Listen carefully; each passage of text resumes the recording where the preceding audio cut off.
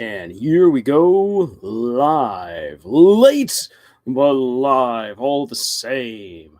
And let's make sure that the audio is working a-okay. Perfect. The audio is indeed coming through nice. Hopefully there's no hiccups and stutters like there was the last time. And we shall be having a grand old time, I do say. All right, well, good evening, good morning, good day to all of you who watch this live stream, whether you join me tonight or you end up watching this later. Holy cow, yes, this is way later than what I would normally do, but I hope that you'll forgive me for that.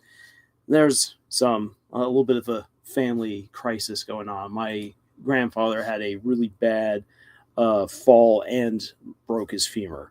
So I went with my dad to go check up on him, make sure everything was going well. And it's a long road to recovery, but he is in good humor as always. Commoncraft Brazil, hello. Great to have you here, Commoncraft. Hope that you are doing well tonight. And yeah, well, let me lay out what we are going to be talking about tonight. We've got the new trailer for the Amazing Digital Circus that dropped. Holy cow, it's a doozy. I got lots of thoughts, and it's going to be fun to talk about that. Also, I want to talk about Spamtenna. I want to talk about this horrible toxic relationship between two businessmen in the Deltarune story, and then round off the evening with our writing lesson, which was asked for by TV account last week, about how to finish your stories. We are going to be getting into that tonight.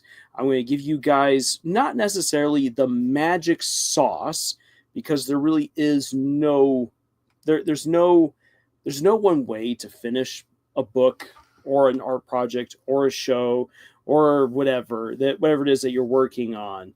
There's no one strategy that will guarantee your success, no matter what the TED Talk is, no matter what the pyramid schemes say.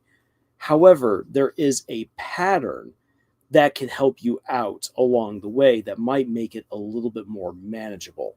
So we'll be getting into that all tonight. Congress says, ouch, hope it gets better. Same here. I haven't watched the trailer yet because the justification got... No, because the... not the justification, but the announcement got buried in my phone. Absolutely understand that. It happens to all of us.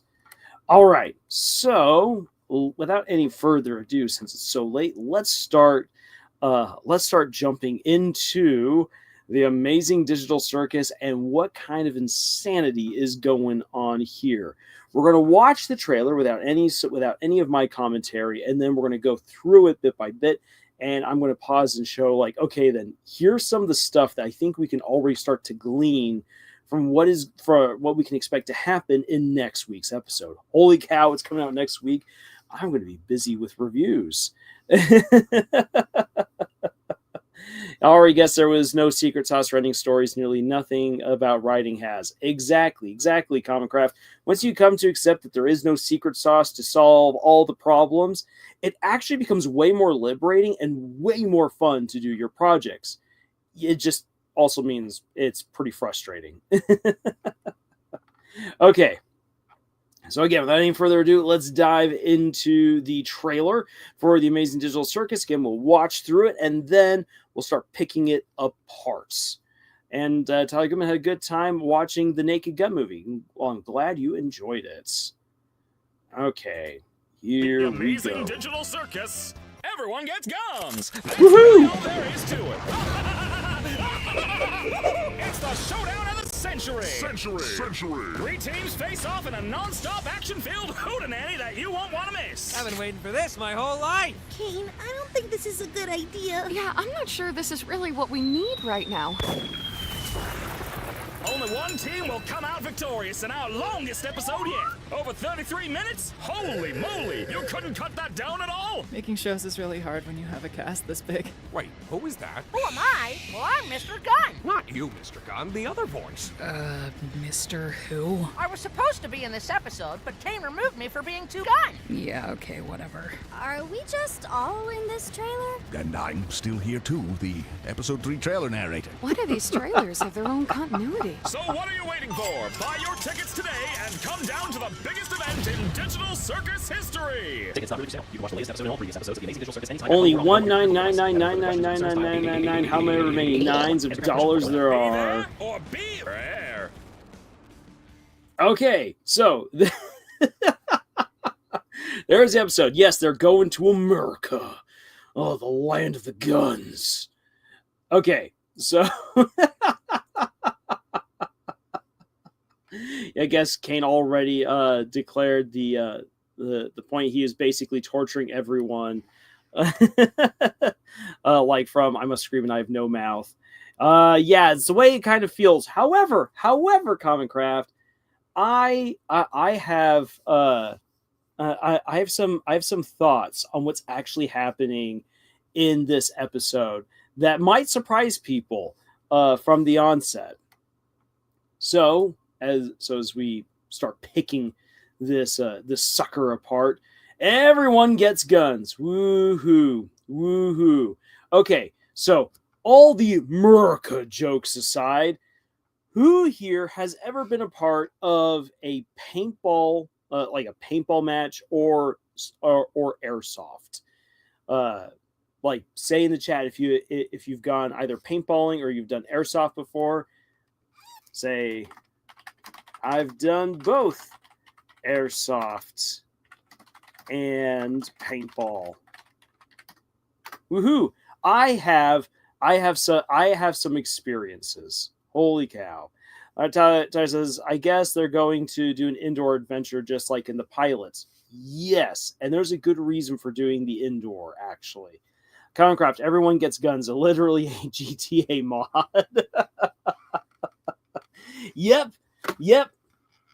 Now then, if no one here has done airsoft or paintball, that's okay.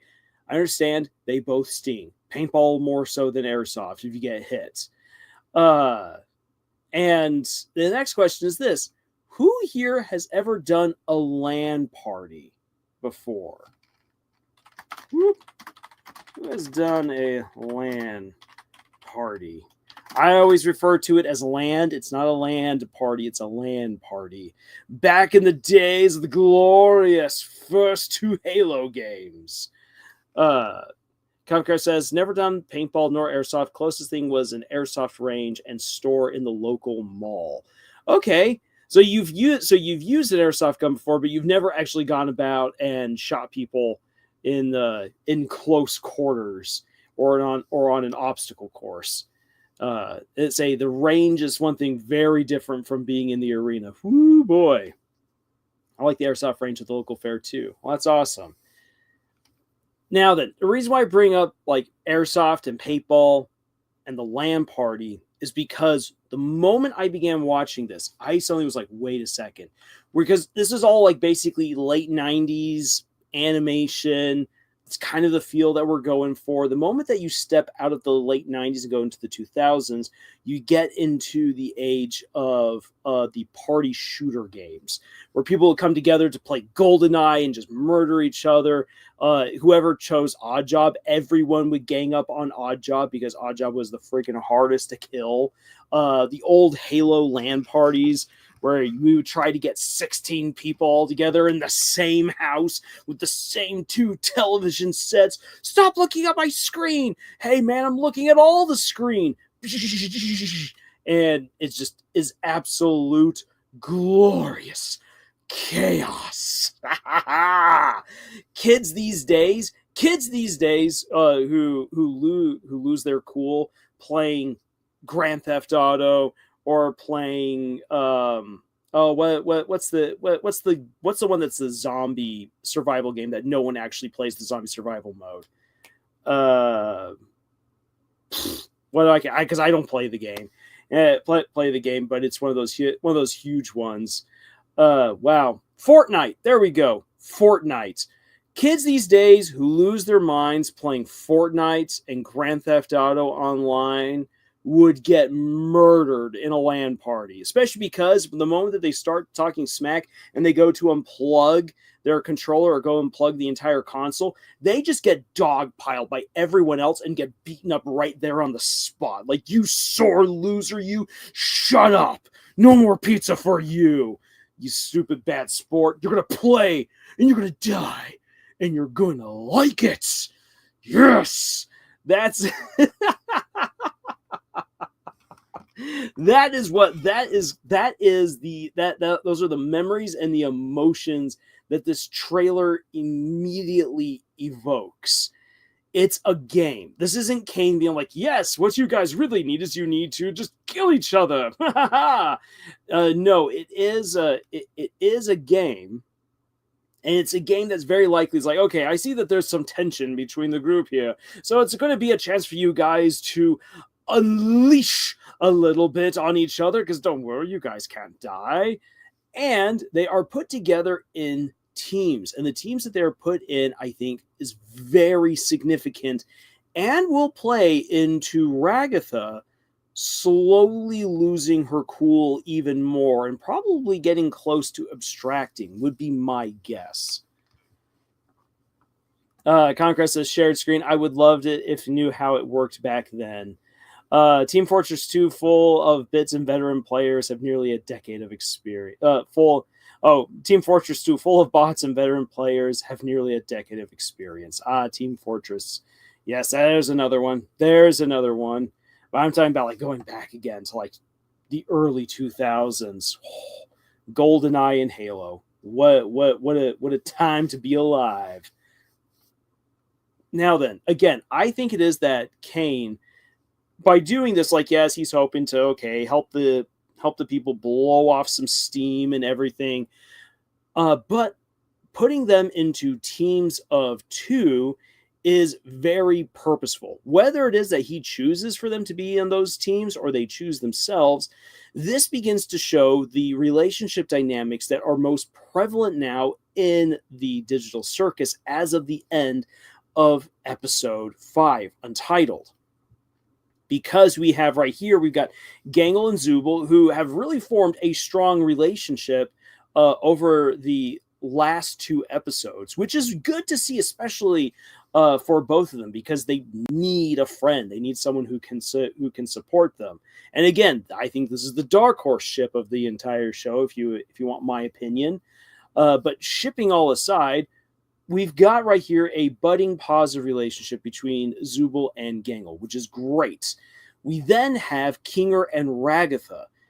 Kinger was very kind to Ragatha and helped Ragatha to kind of find her place within the circus. Ragatha feels very indebted to Kinger, even though Kinger has been going more and more bonkers over time. Ragatha has the most positive relationship with Kinger, and not really with anyone else.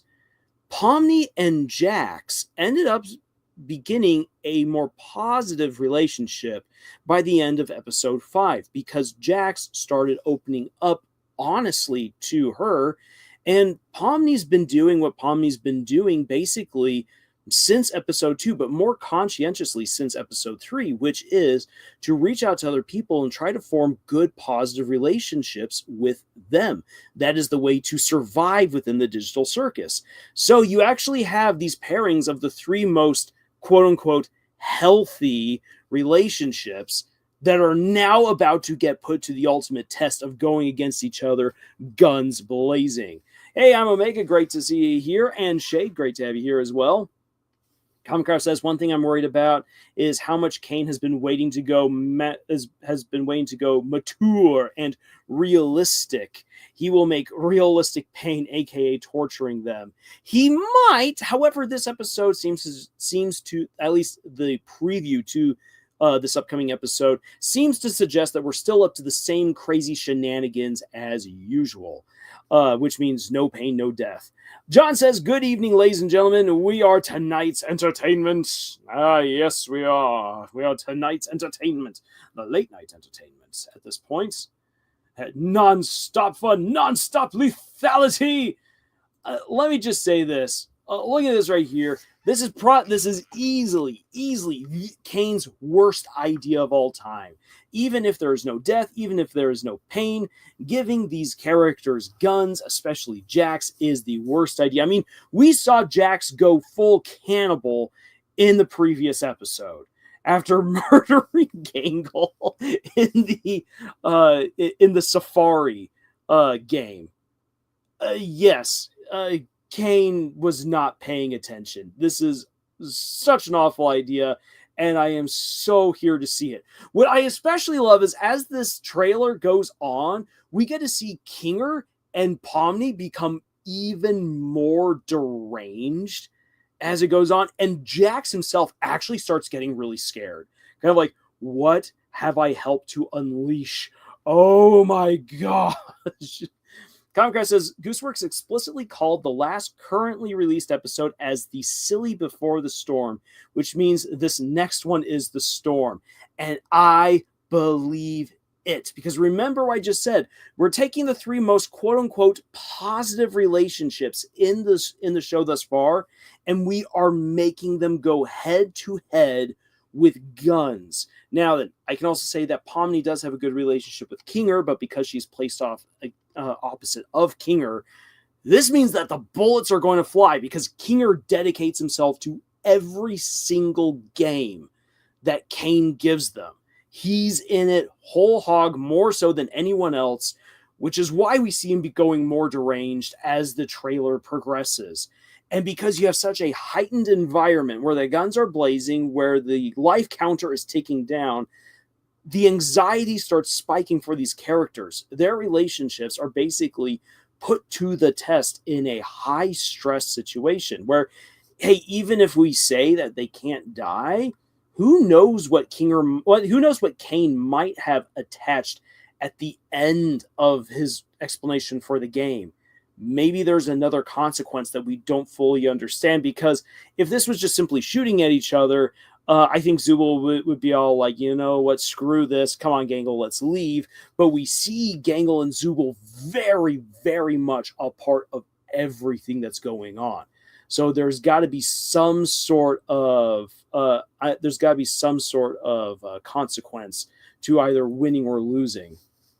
Comcast says there's also that NPC that has been stalking them the whole show, and the show just called attention to it. Yeah, it'll be interesting to see what goes there. I have a personal theory that Dr. Football is a spy to see how everyone else is doing.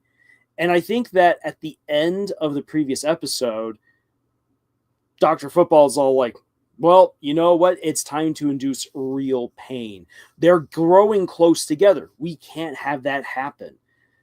And the reason why I say that is because, like, we don't fully understand the purpose of the digital circus, but other than the adventures, there's really nothing to stop people from abstracting.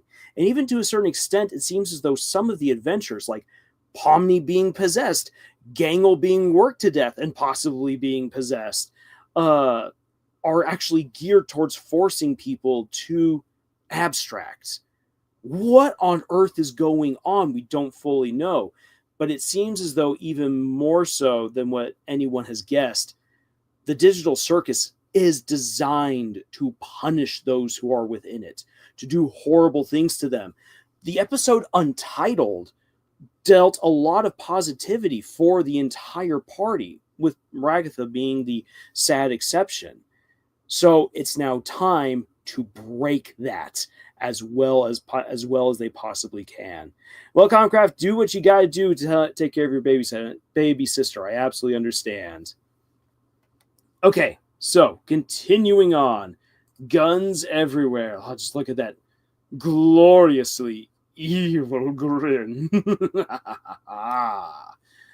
Yes. Jax is absolutely going to love this at first, but as we're going to see, I don't think that's so much the case as the trailer progresses. So, our usual shenanigans of Jax teasing Gangle. It's probably going to just be the opening stuff. And here's where we get our first clue that there is a counter. obviously because there's 3 hearts, 3 little heart vessels, right out of good old Legend of Zelda. And Ragatha has already been taken down one of those precious lives.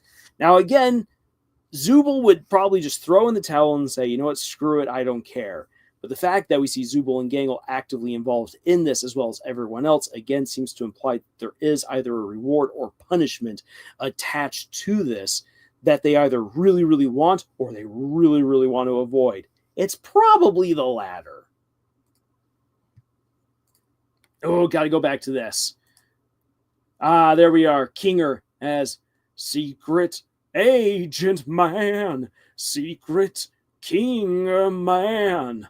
Look at this. Look at this. This guy is absolutely dedicated to the bit. And he's holding his gun properly. I mean, he should actually have 2 hands on that. But otherwise, good form there. Kinger, good form. Ragatha's got good form as well, not having her finger immediately on the trigger. Very, very good. But her gun should likewise be pointed in some place that isn't very likely to go hit someone else, even if they're in a game where they're supposed to hit other people. As someone who has played paintball and airsoft, I can tell you this.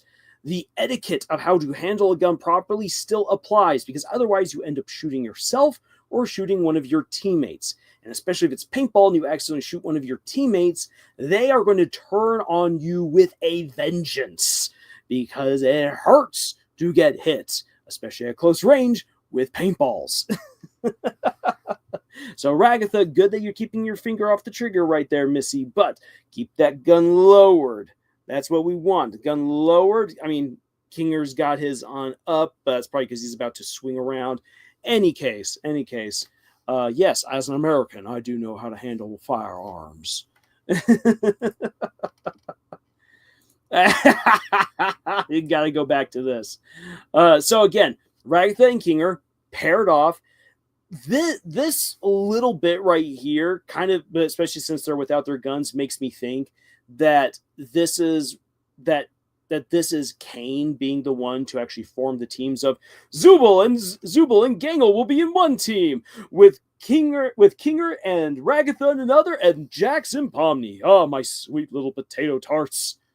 ISO, hello, I missed the trailer. I'll watch it after the stream. Well, ISO, great to have you here, and you, I think, will enjoy the trailer for all of its insane shenaniganery.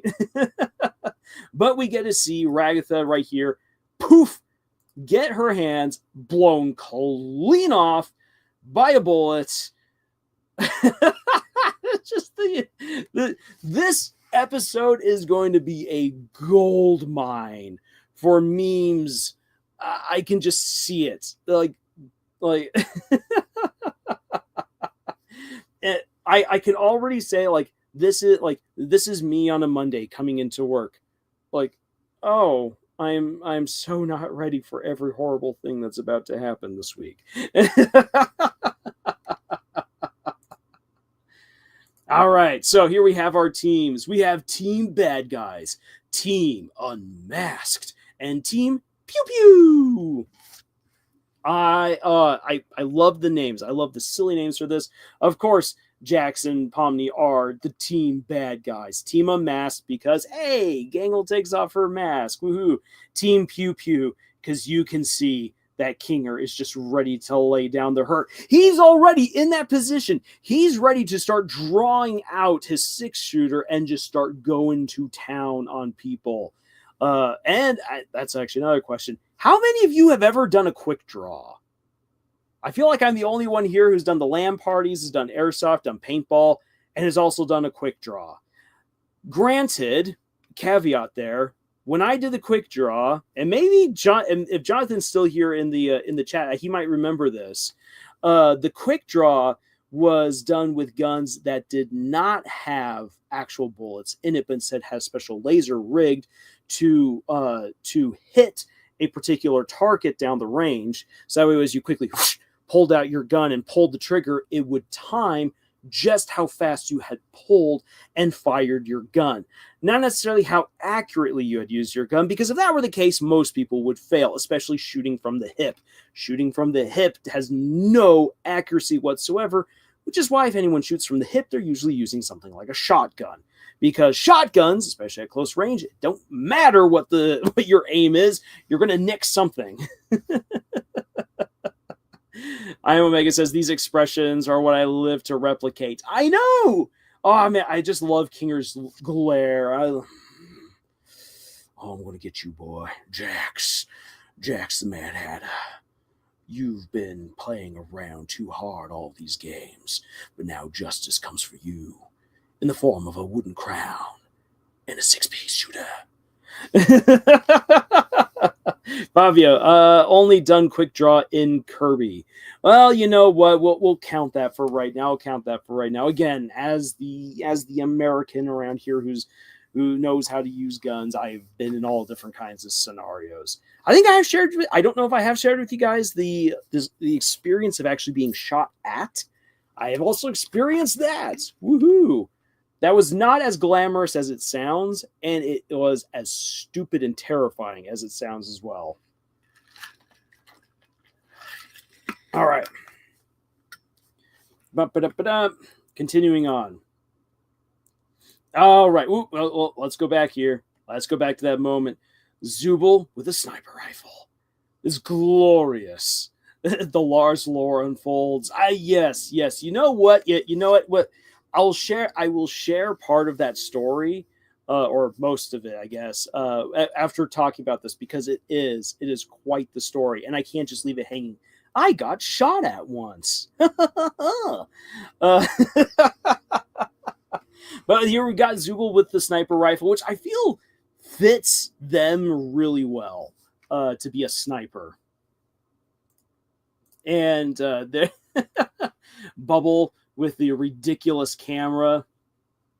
And again, as someone who has been through that particular era, early 2000s, late 90s, though that kind of a camera actually is far older.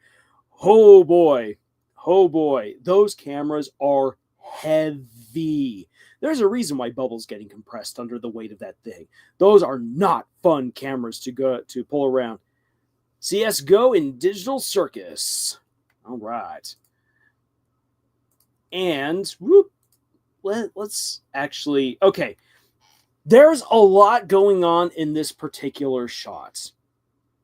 Remember everything that's happened recently between Pomni and Ragatha.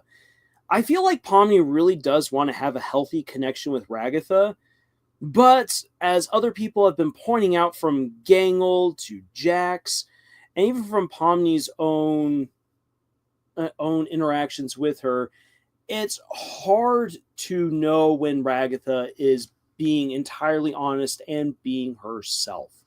And we got the contrast of that coming to the forefront in the 5th episode. And I feel like what we see happening right here between Pomni and Ragatha, even though it's the most splittest of seconds, is that this shot right here really captures kind of what their dynamic is as of the 5th episode. It's not confrontational, but it's kind of stuck in a weird limbo where you're just not sure which way it could go. It looks like Pomni is either done with, or annoyed with, or exasperated with, or maybe a little bit sad for Ragatha. And Ragatha just looks like she's in a daze, like, what? I don't understand how this is going on. What's happening here? Shade says, also, I know something different, but did you watch the new King of the Hill episode or not? I do not want to spoil you. I have not seen the newest King of the Hill episode. No idea what's going on there. Stormcrow says, howdy, just finished your chapter 3 analysis. The Cruzy and Desriel videos are going to be gold. Well, I hope I can make them gold. I don't think Ragatha won't get abducted this episode, but rather beginning to show how unstable Ragatha is. And I agree with that. I agree that this episode is going to reveal even more of Ragatha spiraling downwards, getting close to, but not yet abstracting. I don't think that she will abstract, but I can see her getting dangerously close by the end of this episode. Fabio, check description and pinned comment of linked vid. Seems Spamtenna extends even to Undertale. Now that's news to me. Interesting. All right. Jax, of course, having fun, because Jax doesn't yet fully appreciate what it means to be in the LAN party. Kinger getting into it as usual. And Jax, that is the face. That is the face of a rabbit who's seen things. Again, this episode is going to be so insanely memeable, and I am here for all of it. It's going to be so good. Pomni being upset. Jax has done something that's clearly ticked her off. That pupils gone square. Yeah, the pupils have gone square. He's having a moment there in the background, and Pomni is getting into game mode. That's a dangerous expression right there if I ever saw one. Oh boy. And then, of course, everyone having their own little shenaniganery right there. Again, Ragatha spiraling. We don't so if I were to guess, this episode will be filled with war crimes. Oh yes. And in the voice of in the voice of Chuckles the Clown, I am going to commit various war crimes. Concraft says, I'm back. What did I miss? War crimes. Comicraft, that's what you missed. War crimes. So, what I think is going to happen in this episode, as far as Ragatha is concerned, is that Ragatha is just really not going to get in on the game. Like going around shooting people is definitely not something that she's going to be into. We already know this. Kinger is going to get really into it because we've seen that's what Kinger does each time he enters into any game or adventure that Caine creates for them. Jax is going to love it at first, but I think he's going to start losing it the more that it goes on. And Pomni is also just going to start going deranged. Zubal's going to be in survival and protector mode, and Gangle's just going to be like, what's going on? Anxiety attack. While all of this is going on, all these emotions are running high. Honestly, this leaves Ragatha out in the cold, out in the dark. And what I think it's going to be is that Ragatha is going to feel very, very alone, capitalizing on what we saw at the very end of episode 5. How is that going to play out? When is this moment going to play out? I feel like this is a mid-episode moment. I feel like this is where things start coming to a head for Ragatha, and this is when the spiral starts to happen. Everyone else is still going to be fighting and shooting each other when things go very wrong for Ragatha, and the end of the episode is basically going to be them trying to clean up whatever has just happened as a result of all of this, is my guess.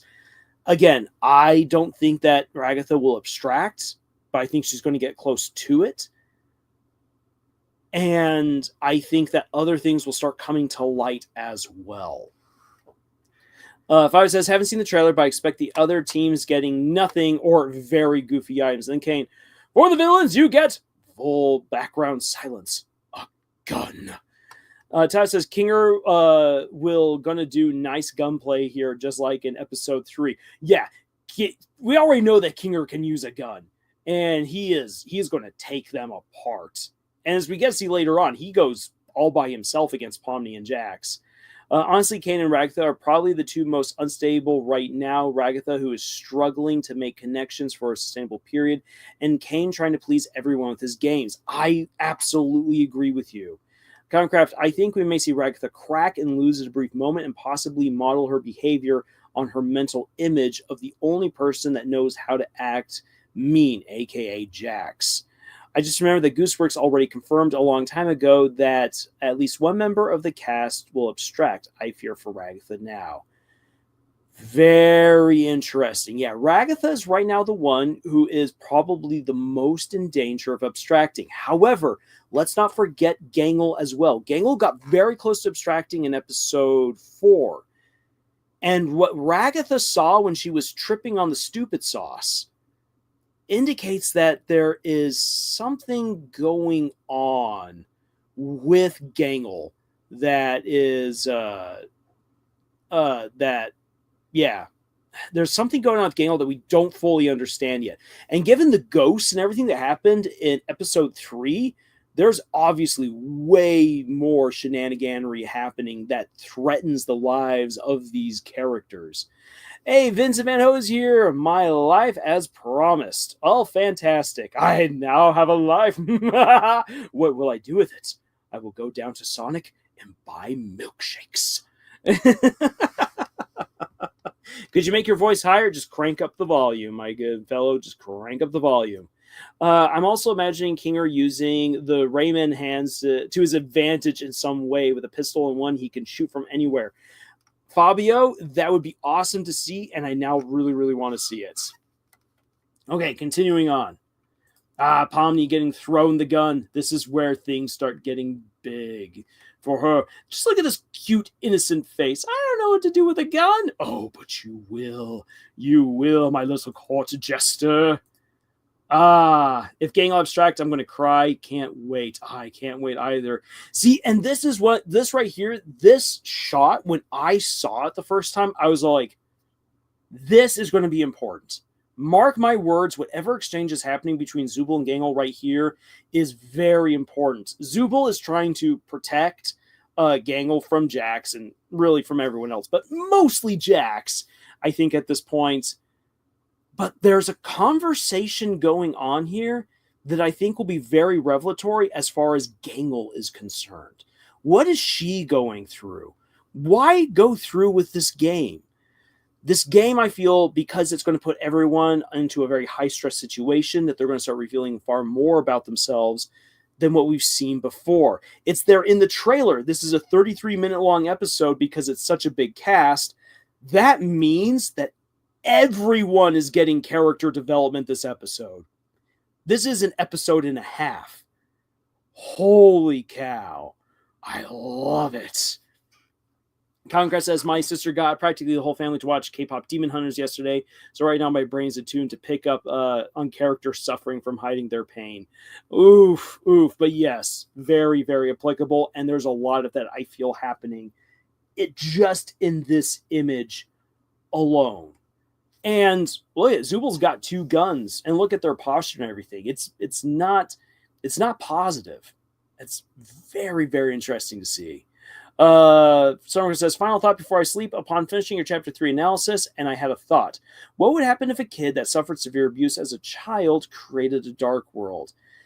Ooh, Stormcrow, real quick, that would depend a lot on what the child is searching for when they create that dark world. Are they seeking to create an escape, or are they seeking to create an opportunity to unleash their anger? Depending on the motivation, that would greatly transform the dark world into either kind of like a fun place, like what we saw in chapters 1 and 2, or could easily change it into kind of the misty, dark area that we saw when Susie created her first dark world back in chapter 4. So, as said child used that dark world as an escape and decided they would never want to leave it, probably you would get a really, really fantastical world where the Dark Nurse would be like, here's your forever journey, is what I would guess would be the situation. Think Final Fantasy, but the fantasy truly never ends. Gangle is probably a pistol user, Pomni is a revolver user, Jax a shotgun or assault rifle, and Kinger a sniper. Zombie or an iron scope sniper. Oh, Zubul, an iron scope sniper. Or if you really know how to handle your guns, you don't need the sights. You just know the kick will help carry my bullet. Quick little aside story. I actually think this was the last time I went shooting. So this is actually years ago. I'm definitely rusty now. But I think the last time it was that I went shooting, went shooting in grad school with my roommates. One of my roommates had bought a World War I infantry rifle that I believe was Russian model. It was a Russian make, and I was like, "What? It's not a muzzle loader? Sweet!" It was a bolt action rifle. That thing had kick to it. Holy cow! And so when I shot it, first shot was to feel the kick. And then the second shot, I'm like, okay, the kick moved the gun so many inches up. And so we put out a target, a glass bottle, so many yards away. And I pointed the rifle down, squeezed the trigger. The kick came in and flung the bullet perfectly right into the bottle and shattered it. And I remember both my roommates were like, on your second shot? And I'm just like, yes. Again, I am very rusty now because it's been a year since I last went shooting. But when my grandpa, the same guy who unfortunately broke his femur earlier, late last night, and went to go visit him today, is a retired police officer. He taught me how to shoot, and one of the things that he and then some of my scoutmasters taught me was how to use the recoil of the gun, because everyone tries to somehow stop the recoil, but it's like, no. If you know how to shoot properly, you can use the recoil to your benefit when you're at least shooting against fixed targets. So that was my big moment to shine. Fabio, a posture that made me look at the gut shape of Zubul here. Colin Carr says, I hope this episode touches a bit more on Jax. If I remember right, he was both the youngest member of the cast and before Pomni, the most recent one to enter the circus. Hey, Lars, my brother finished playing Deltarune for the first time earlier today. Woohoo! And he came up with a very interesting theory on the nature of the night I haven't heard before. Well, I'd be very happy to hear it. I love getting fresh perspective. Whoa, you went shooting? That's sick. Sick at these nuts. Then there's that uncle that no one likes to talk about. Dis. Don't you mean Dis? Dis and D's, the twins. Oh, we don't talk about them. Listen, if this episode does not make good memes, I will make you bald. I was spoiled with the new episode. Oh, the memes are going to be great with this episode. Ah, yes. Okay. So I love that look. If I could get the skull out of it, that would have been the thumbnail for this live stream, because that is just such a cool shot. And oh wow, she's got some hollow points. Actually, no, those aren't hollow points. What do we got there? Ouchies. In any case, Vincent says, after learning so much about Gangle and her relationship with Zubul, I'm going to be devastated if she abstracts, and I fear that's what's going to happen, and Ragatha is just a distraction or red herring. Vincent, you might be onto something there, because I can see that happening. Because again, before we even got to see Ragatha really begin to unwind, remember that Ragatha, through the help of the stupid sauce, got to see a weird premonition or vision or whatever of Zubul basically being possessed by a similar entity as to what possessed Pomni back in episode 3, and Gangle was so close to abstracting in episode 3. She's in the danger zone as much as Ragatha is. Concar says, my brother noted on Chris's seemingly missing original soul, as the player's soul is very clearly separate. He proposed that the night may be a darkener enhanced by Chris's original soul, which in my opinion can combine with the theory that the night is Des's dust reanimated. That is a very, very interesting theory, and I like it. And that would help maybe to explain a little bit about the knight's capabilities. We'll have to talk about more of that later. Omega says, Kamen Rider Z's trailer just dropped this week, though it's not in English. Well, I hope, though, that you enjoyed it. I hope that you enjoyed the new Kamen Rider Z's trailer. Yes, learning how to use guns. And this is probably some more of our interactions right here. Kinger trying to be like, oh, come on, Raga, that's not all bad. You sure you lost one heart, but don't worry. I'm here to protect you. Piles of December dust. Oh, that's poetic and sad right there. This is actually truly the most American episode. Yes, Shade, yes, it is.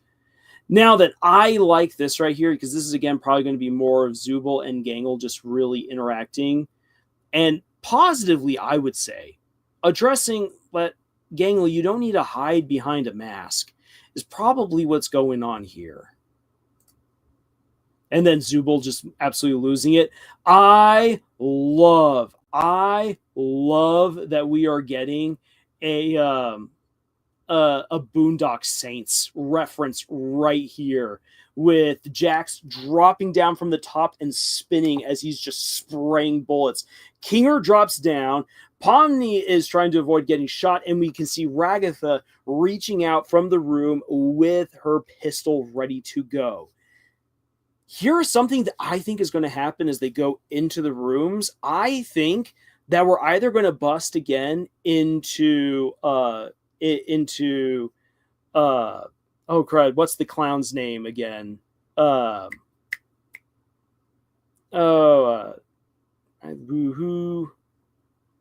Crud, why am I forgetting the name of the clown? Now we gotta go through the song of Ragatha, Jax, Kinger, Gangle, Zubul. Crud, why am I forgetting the clown? And the song is like Kauthmo, thank you. Wow. And like right as I tried to like, okay, I'm gonna sing it, and then it just poofed. Guys, avoid concussions. Concussions steal your memories. Yes, thank you, Fabio. Thank you, Vincent. It is indeed Kauthmo. We could be returning to Kauthmo's room, which I think would be really cool to do that, or go to the Froggy's room, Jax's old friend. I could see that. I could see that being the Kauthmo. Yeah, I say Kauthmo, but when I see the name right there, I just see German Kauthmo. But I think that they're going to return to one of the rooms, and that's where we're going to probably see another revelation. That'll be really twisted. Another thing about the night, I have theorized too, after talking with my brother, that based on the implication that Des and Azrael were a couple, the night may be Deltarune's counterpart to Flowey. In Undertale, Azrael even shared a body with Kara. Yeah. You know what? Obviously, I think that the knight is the counterpart to Flowey in Deltarune. And there is way more to learn. I think that the emotional payoff for the knight is really finding out what happened to them. Very likely the knight is Des, and finding out the true story behind that. And as I've been seeing so many people say like, oh, Chris, why is Chris being so horrible and working with Carol? I'm like, because it's probably Des that he's trying to save. He's not working with some evil entity, the Roaring Knight. I think he's working with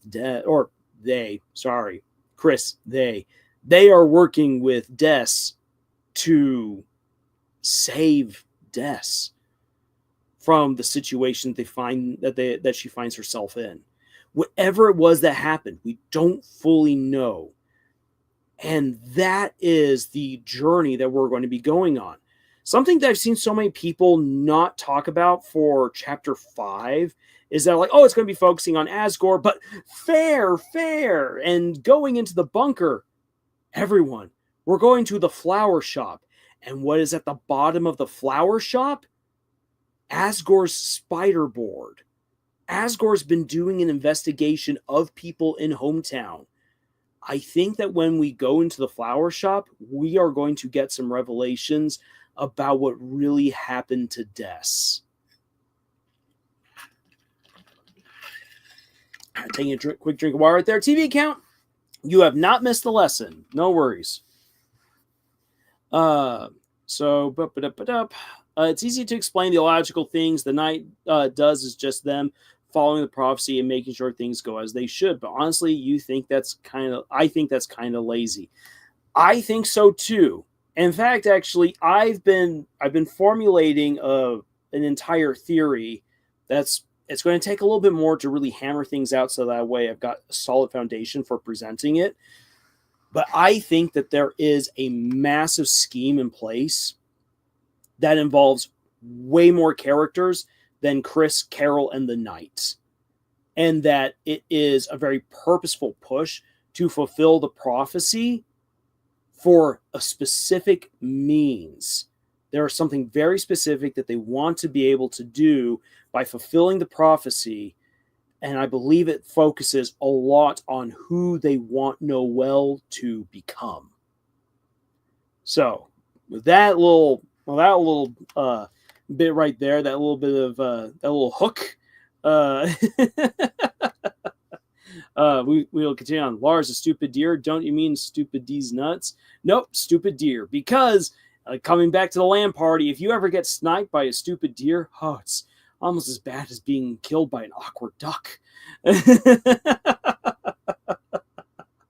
All right. Continuing on. Oh, man. Let's go back to this. I love these shots. Kinger right there, enraged with the pistol ready to go. Pomni with the pistol flashing. Just look at how just bonkers and crazy she looks. I love it. And then Jack's scared, jumping for his life. Caine right here, and you're like, what the heck have I unleashed? Oh, man. And Zubul and Gangle again, having their heart-to-heart. Pomni getting used to having a gun and getting ready for whatever adventure this is. Being like Kinger and buying into the act. And again, I think it is that here's the difference between Jax and Kinger, is that Jax gets involved in all the games in order to screw around with people. Kinger gets involved in all the games to escape. And when you've got a challenge in a game where you're supposed to go around and shoot everyone, Kinger buying into that will become way more deranged, way more dangerous than Jax ever could be. Pomni, the only other one who really buys into these adventures when she needs to, is the only one who could go toe-to-toe against gun-slinging Kinger. Such a great moment right there. Again, I'm just getting Boondock Saints vibes from this right here, and I absolutely love it. I know there's plenty of other movies that have this kind of epic pose, but that's what immediately comes to mind. And then the ecstasy running in. Ragatha before she loses one of those lives. Oh my gosh, who knows what's going on in this moment, but I bet it's fantastically creepy. Pomni looks like some maniac with that smiley shot. I know! It's so dang good! Oh boy. Kinger, how did Kinger lose? Oh, how did Kinger lose a heart? It makes him only more dangerous. When I only got one life left, that's when I'm at my deadliest. And then another great shot right there. Now that to me feels way more like Pulp Fiction. That's a Pulp Fiction shot right there. So what are you waiting for? Buy your tickets today. Yes, the advertising shtick that showed up in the pilot and really hasn't shown up since. There's the Wacky Watch, which you could go on there to vote for who is the most popular character in the digital circus. I voted Caine. I wanted to make the ringmaster feel seen and appreciated. Vincent says I ship Gangle and Zubul. Sue me. I think that's the ship to root for. If there's any ship that's going to go sailing at the end of the show, I think it's them. Now that what I really love at the very end of this is how boop right here. Ask your parents' permission before going to hell. Yes, that's that's exactly what you should do. Mom, Dad, I'm going to hell now. I don't worry. I packed a lunch. I got my little apple slices and peanut butter. Bye. Wait, I didn't sign the permission slip for you to go. Get back here, young man. All right. Let me quickly catch up with what some of you guys were saying. Right here. I have a question. Do you read or watch Murder Drone's AUs? A couple, but I haven't done that in a while. Especially I haven't written any in a while because I've been so busy with my own work recently. Let's see here. Kidnapping Toriel hours later when the Fun Gang had escaped. Okay, let's see here. From Vincent Van Ho. Like making the Titan only when the Fun Gang is there, or kidnapping Toriel hours later when the Fun Gang had escaped Tenna's grasp. So that's the thing is that, and then the change their mind and the kidnapping Undyne instead. Vincent Van Ho, here's the thing, is that the plan had always been to kidnap Undyne. That was the plan from the beginning. Remember that at the end of chapter 2, Chris leaves the door open. Why leave the front door open? Because they know that someone else is supposed to come to the house. And it has been planned the entire time to catch Undyne. Toriel is far easier to catch. However, I'm going to say this. I don't think that Toriel is actually on the list of people to catch. Susie has it wrong, and Chris obviously isn't going to tell her that. Azrael is the final sacrifice. Azrael's the final sacrifice to potentially bring back Des. And I don't think that Chris knows that either. That's my guess. That's my personal theory right there. Let me see here. Let me catch up with some other stuff. Fabio, I think of how long the night took being just how different time outside the dark world is compared to inside, like dreams. Chris probably made a fountain early in hopes the night would never show up. Yeah, I theorized quite a bit there, but that's what's natural to me. I think having HPs makes Jax really serious about this. Takes off a bit of the invincibility he likes so much or something. I can see that. And I think that's a good point right there, Fabio. Comcraft says, hey, Lars, what do you think of the idea of the circus as a dark world? I just imagine it for a possible crossover right now. I think that is awesome, and I'd love to see that. When Jackson Pomni saw the dark side of the community, pulls guns. For some reason, Pomni Maniac smile reminds me of Sin. Yes. Holy cow, yes. I love it. Shade says, listen, the only thing I'm scared Deltarune doing in Owl House and treating the night like the Collector. And yes, I'm still disappointed about the Collector. Yes. Yeah, what happened with the Collector, what actually happened with all of the Owl House was just very disappointing. At the end of the day. That was my final word on the Owl House, and why I was so hopeful that the connected cartoon universe would actually become a thing for the Owl House, Amphibia, and Gravity Falls, because it would give the Owl House one last breath at life and a chance to do things maybe a little bit better and have some good character rounding moments and a character arc for individuals like the Collector. And I would love to have seen more for Ida. Ida really got put to the back burner in the last season and a half. It was very disappointing to see, because to be all honest, the high point for Ida in the high points for Ida in the show are her willingly sacrificing herself for Luz, making up again with her sister, and then trying to commit suicide with Rain. That's the last truly big moment for Ida, and that still ticks me off. That's one thing that I'm still not happy with Dana about. That's something that Dana had complete control over. That was a bad choice for Ida. I do not like even how that was resolved, because it ultimately wasn't resolved. Basically, it was, you can't commit suicide because that's too much guilt. And I'm like, that's a really horrible message that you just sent.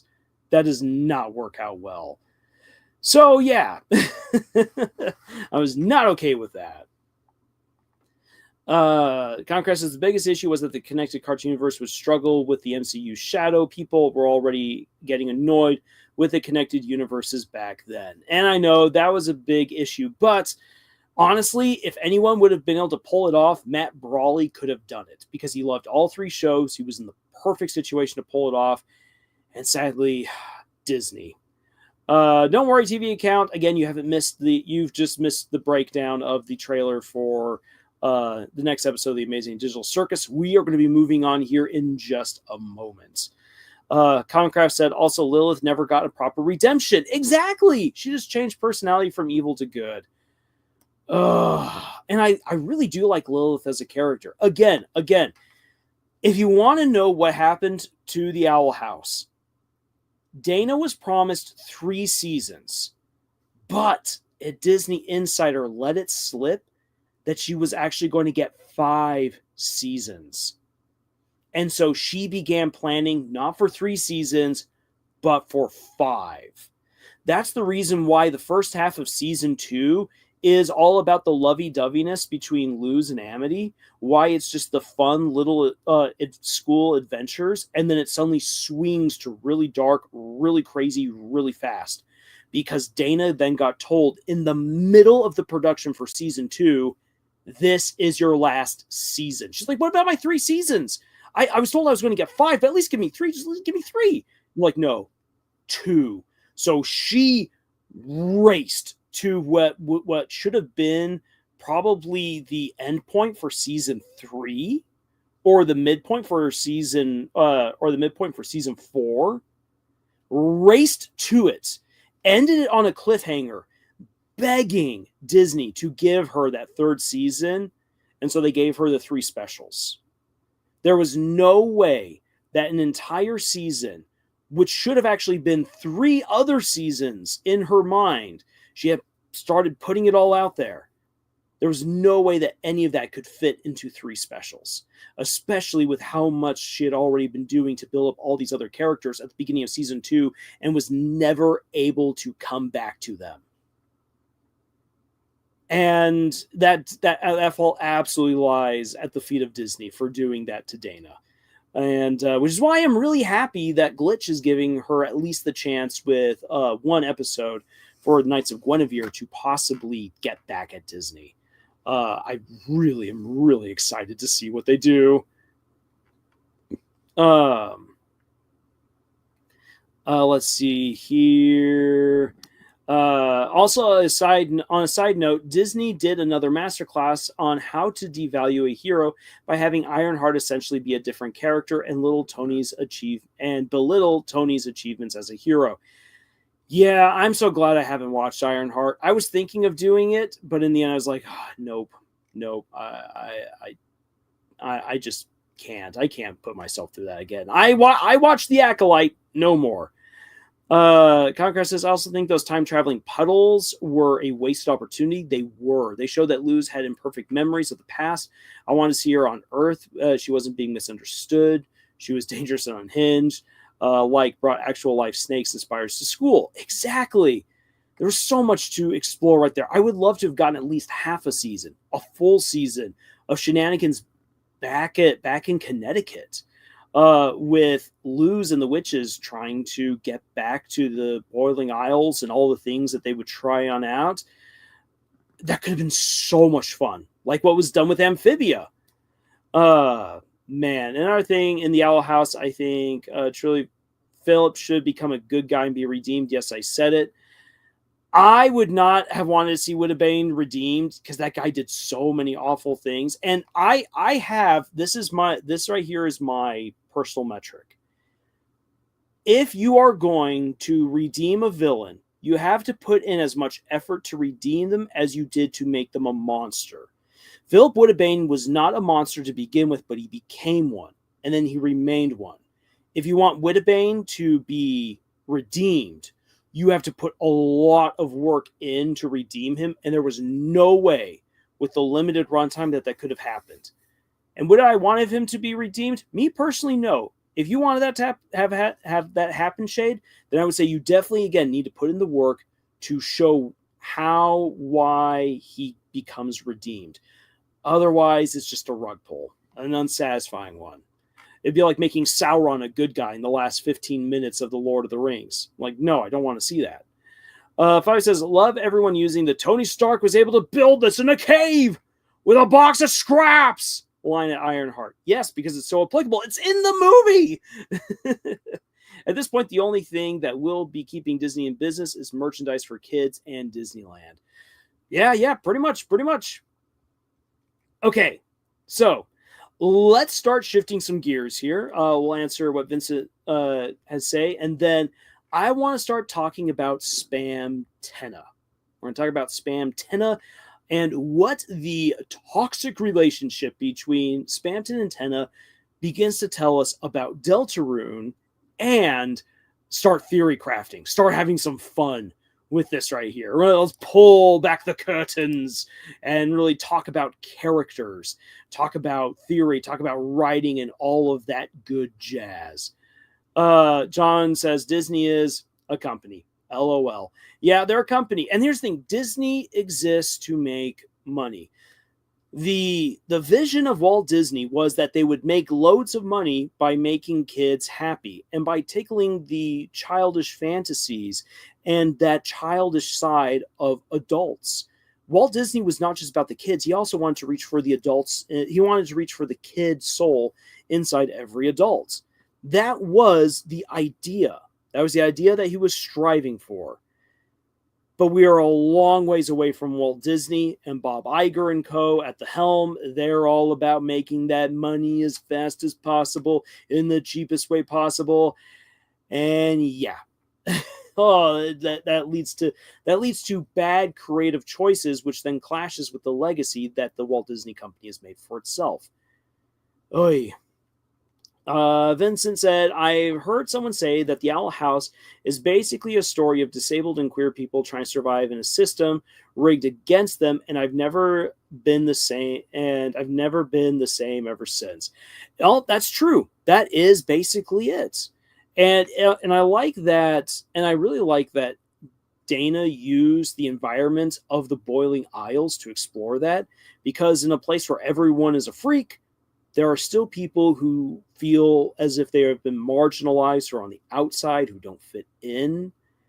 And what really helps you to fit in is finding people that you can share genuine, good, positive experiences with and form deep and lasting relationships. That's the most important thing.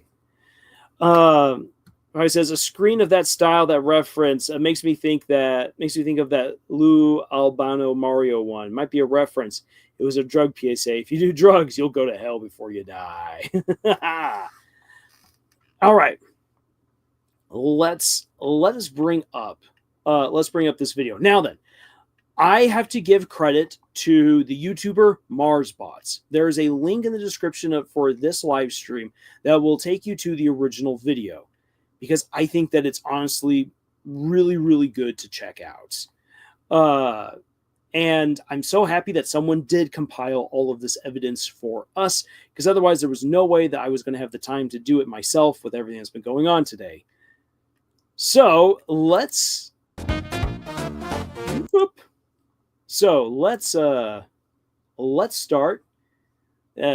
getting into every single time that Spamtenna interaction reference whatever that I could find.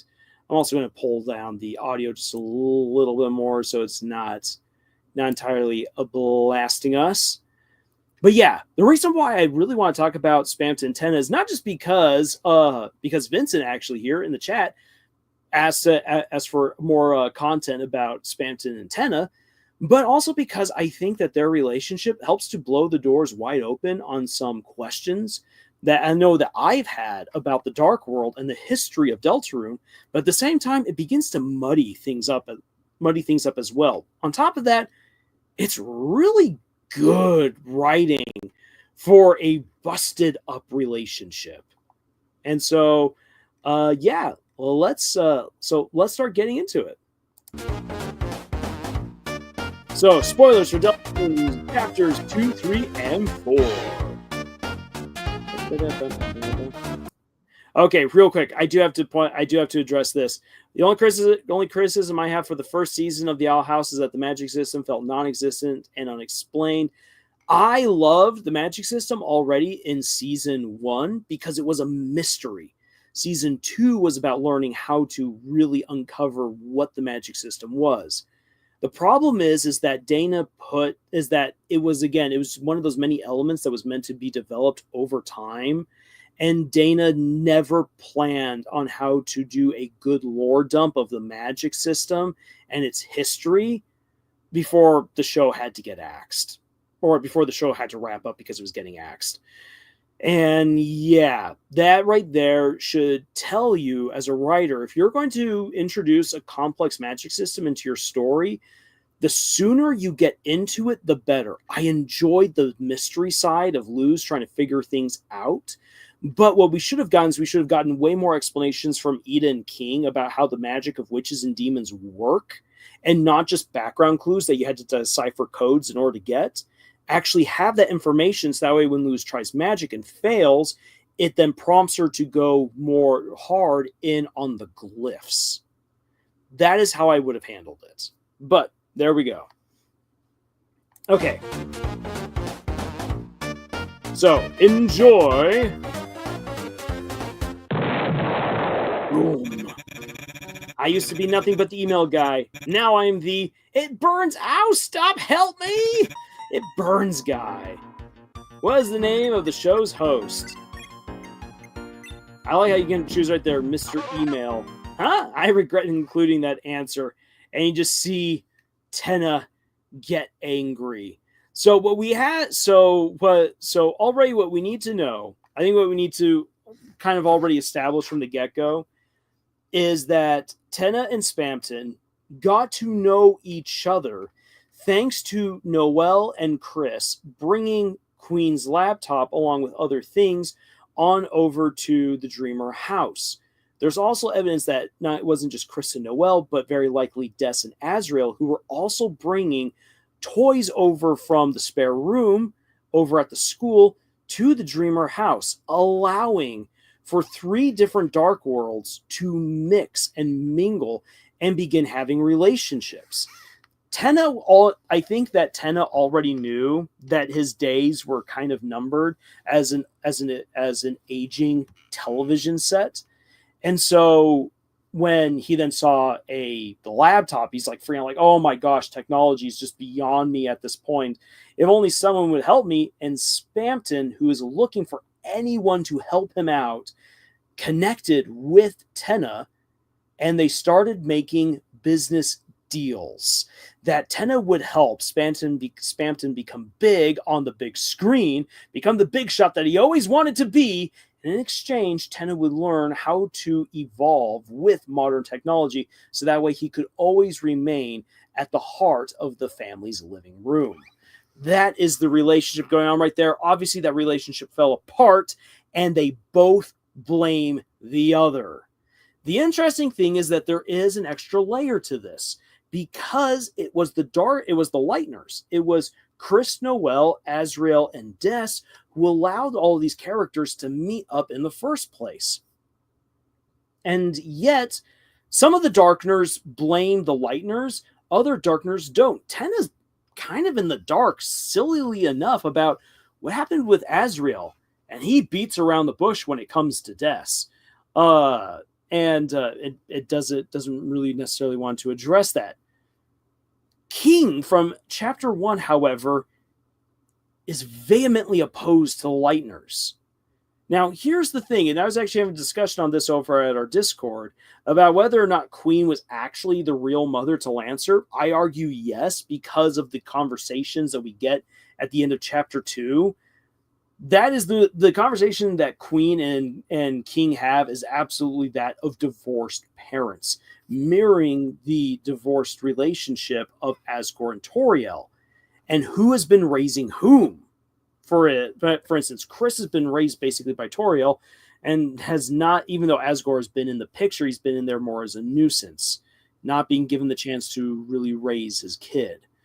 And so that kind of relationship is mirrored in what's happened with King and with Queen.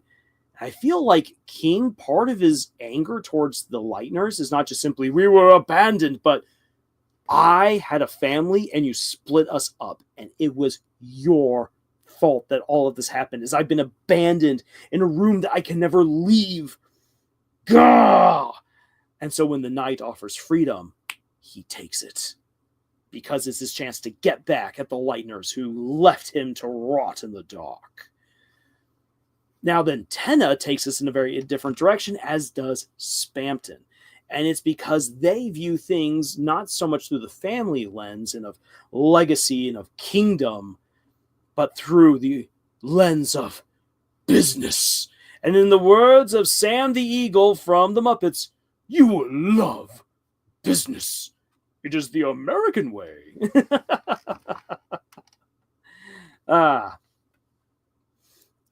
In the Shadow Mantle section of the game, Tenna says, I wish I never met that little mailman, or something like that. And that's how you know how much in love he was. Oh, we're going to get to that. That reference is there in this compilation. So, incredible! You've discovered the secret mail room. So I remember the little mail guy. Mike, open that door. 10 years. 10 years we've been rusting, needing so much more than dusting. So even now, Tenna is still hopeful to receive any response from Spamten, has not gotten it, and it just fuels his anger against Spamten even more. Again, for something that is not necessarily Spamten's fault at all, because Spamten's not able to jump from Dark World to Dark World. It requires the help of the Lightners. There we go. Get some water. The loneliness, which is one of the big themes that I addressed in my latest Deltarune video. And here we are. If only you hadn't banned me, my old partner. I was going to put him on TV, make him a star. I gave him everything I had, my life. All you had to do was tell me what his secret was. His secret to being a big shot. And here we go. Again, remember this. Tenna and Spamten see everything through the lens of business. Spamten was with the other Addisons, and we learned this in Chapter 2. Spamten was with the other Addisons trying to become a big shot, but he never sold well. He never did well until someone mysterious began helping him, and suddenly he started getting all these big deals and everything. Things were on the up and up. He was suddenly raking in money. He was able to afford a private, luxurious room in Queen's Castle. And he and the Addisons went their separate ways, in part because the Addisons, well, they let him alone. They were jealous of his success, and it spurred him on to a rage, but then he was all alone. And the thing is that Spamten, his fortune was based all on a lie. What that lie was, we still don't know. Because the phone call that made him run out, that the one Addison saw, and that Tenna, this is the crazy thing, Tenna was also there to witness this. The phone call that made Spamten go berserk, we don't yet know what that was. But the thing is that Spamten, who was going to be a big shot, was promising something big to Tenna that he had been building up with this mysterious individual. He was going to help Tenna be a big shot, give Tenna everything that he needed. Oh boy, hyperlink blocked! And then that got taken away from him. Because his business got destroyed by the mysterious phone call, he did not rely on Tenna. He betrayed Tenna by running out on him. So Tenna's got every reason to be angry at Spamten. Spamten, who was betrayed by the abandonment of the other Addisons, views how things went down as this all just happened to me. I am the real victim here. And Tenna is a part of it, that showy guy, because he could have helped me out. He could have made things happen, but he didn't. And so when you look at it right here, that's what makes this relationship fantastically toxic. Because both of these characters were wronged. They refused to communicate when they had the chance to communicate. And they've been hating on each other ever since, which makes the moment when Spamton shows up even all the more hilarious. Because they could reunite, they could make things better, and it doesn't work out that way. So there's the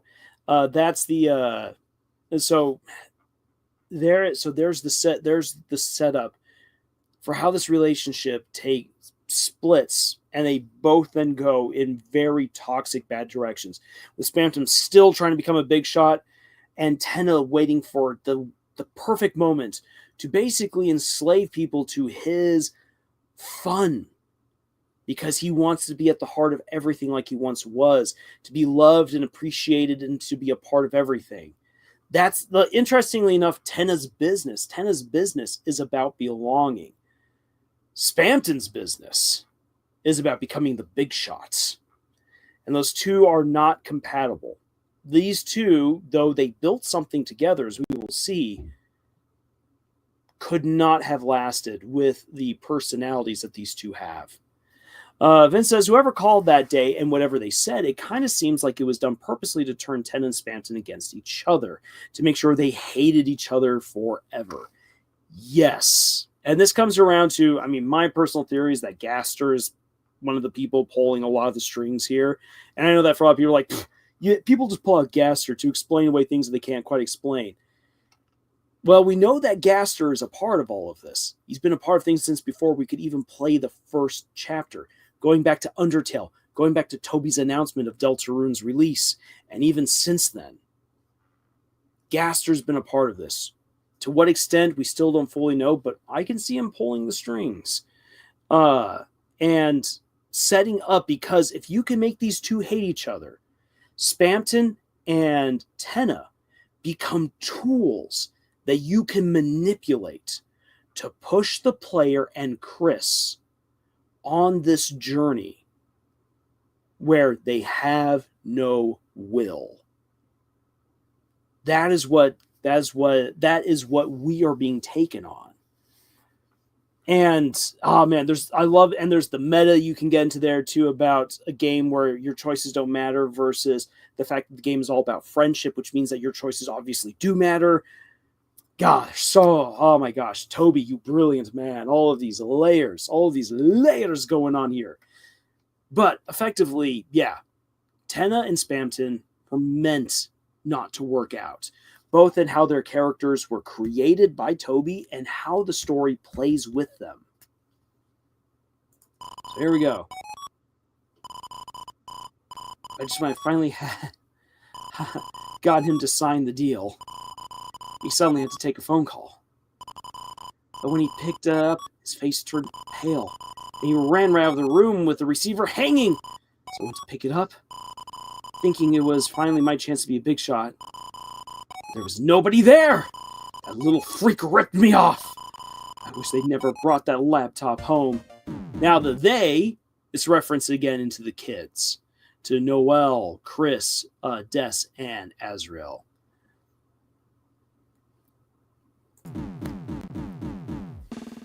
Alright, bonus pain. Not on my channel. Chris, you're rank Z rank. Well, I suppose you gave it a good try.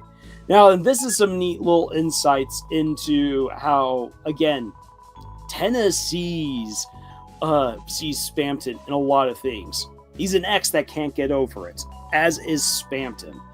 Oh man, so fantastically toxic.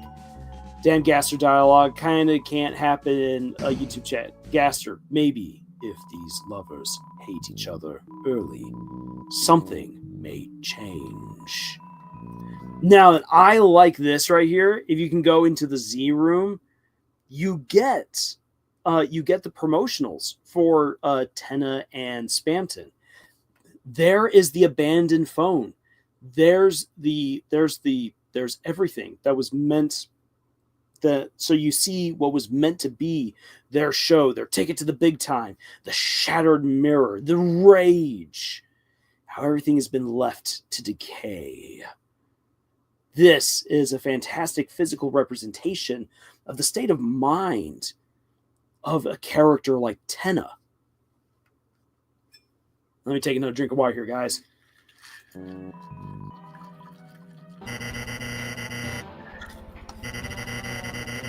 All right, ISO, you take care. Have a good night.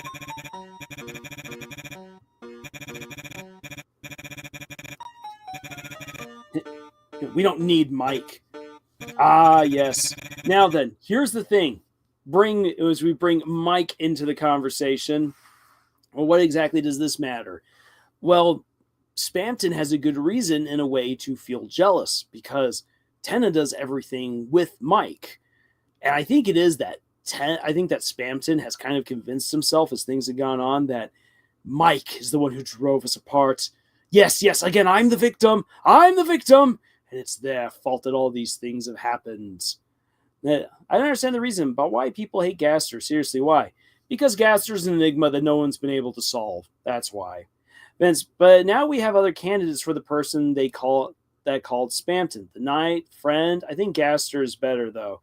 I would say, here's the thing. Friend is definitely an option on the table. But why friend? What's friend doing? Who is friend a friend to? Oh ho ho. So, yeah. And here's the thing. We know that Gaster has a very, very hard time interacting with anything physically because of what happened to his body in Undertale, which means he has to work via proxies. Friend could very easily be the proxy that Gaster is working through to make these kinds of things happen. I could see Friend being the one who gave the phone call. That's very likely. It's a very likely scenario. Now, continuing on.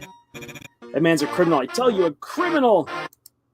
All right, so pause this right here. That door, BooTube, you're the one that should be having a refreshing night's sleep in the recycling bin. Everything is his. Everything is his fault. Pay. Everyone is going to pay easy payments of what was it? $9.99 until they're all in the disposal area begging for my babe. Everyone except Mike. Spamten's rage against Tenna. I remember when everyone was thinking that Mike would be the big boss of this chapter. Ended up being Tenna. And then the knight.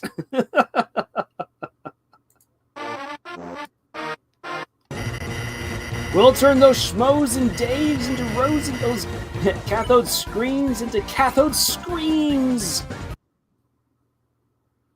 Yeah. So I love how again their boss fights are taking shots, little pot shots at each other.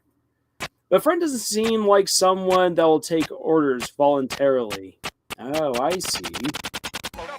Maybe. We don't really know much about Friend yet.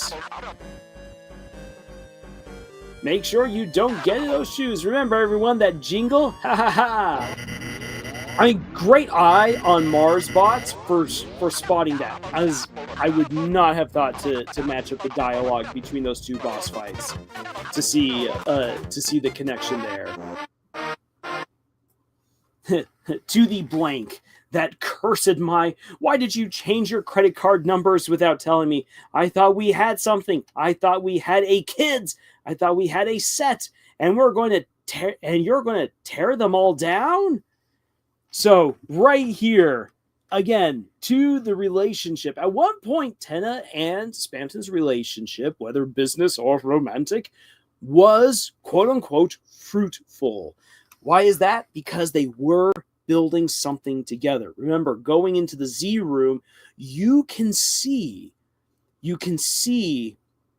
that there were plans for the two of them to be nose buddies. They're becoming big shots together. Everything was going to be great. Tenna was going to remain relevant to the family and be at the heart of everything. Spamton was going to be a big shot. They were both going to be rich. Everything was going to be plentiful. They were going to have a project together. They had a partner they could rely on across worlds. It was going to be magnificent. And now it all falls apart.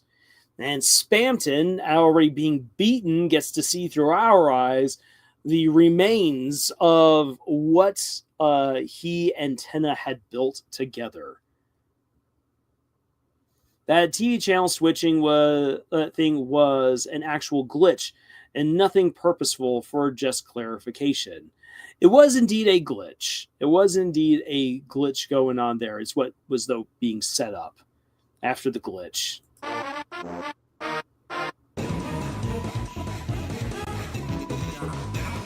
Spamton appeals to the audience, but Bagsion's praise to the audience. And it's interesting, so we get that there's no audience. Why there's no audience for Spamton, and there's no audience for Tenna. Why is that?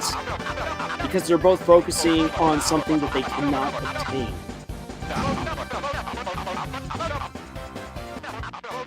And maybe I should quickly explain something that explain a little bit right there. Another evidence right there: cars don't have feet over in TV land, but they do over in the cyber city, over in cyber world. Oh wait, how would he know that? Because the worlds crossed. Once again, evidence for that the worlds can indeed cross. Now then, now, the reason why I say that the audience doesn't exist because both characters are aiming for something they can't get. The reason why I say that is because in show business, the audience comes when you create a story or a performance, a show, a piece of art that speaks to people. And there's something that, so Nathan and I, for those of you who don't know, Nathan is another member of Camille's Harem. Nathan and I have had this conversation about whether you should write for yourself or if you should write for other people. The answer is it's both. You need to write something that you love and that you are dedicated to. This is your story, and you're writing it because you enjoy it. But you also have to make it so that other people can enjoy it as well. Spamton wants to be a big shot for himself. As a result, unless people really like Spamton, there's no reason to watch Spamton.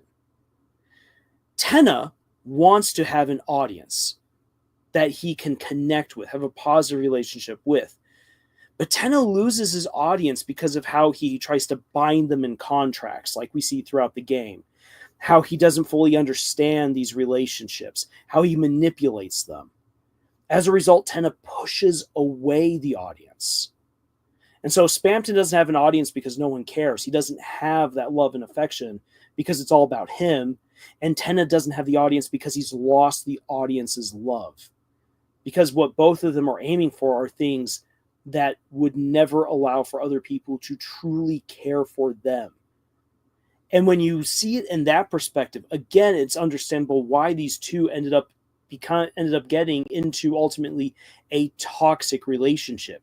Maybe it was positive to a certain degree before everything fell apart, but once it fell apart, that toxicity bubbled to the surface and has just created this ocean of difference between the two characters.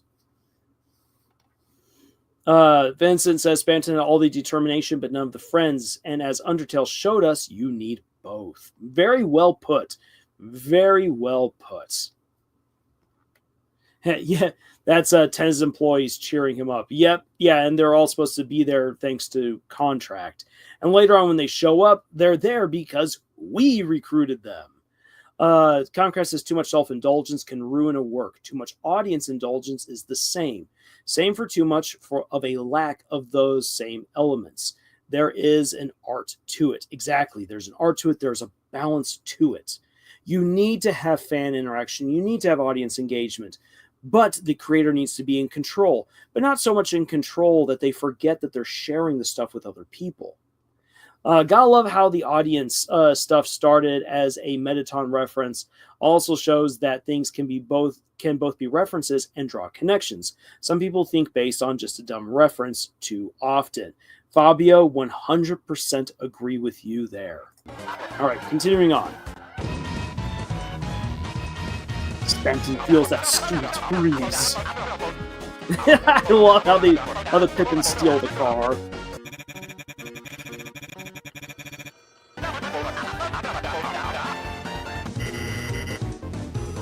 Smooth taste of Neo. They'll make a Neo. Neo shows, Neo programs. Holy Kungadiro! I love also how for the Susie Zilla game that Tenna basically is enacting revenge on Tenna's enacting revenge on Spamton by Moxie. So petty and so glorious. It absolutely is.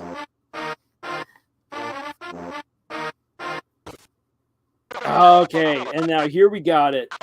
Wholesome Spamton jump scare. Absolutely. Oh boy. Yeah, this whole the pee-pee. Oh.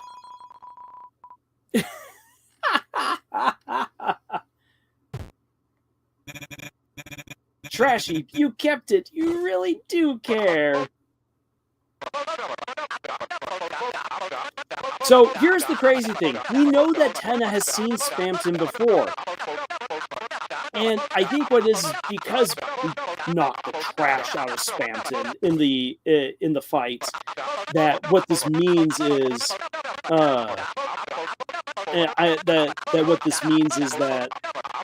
Spamton has changed. Tenna doesn't immediately recognize him, and if he does, he's purposefully laying it on thick to insult Spamton after everything that happened. But I tend to think more that just Tenna doesn't recognize him because of how things have changed. And so Spamton, again, feels betrayed. Spamton's going to continue to play the victim because of this.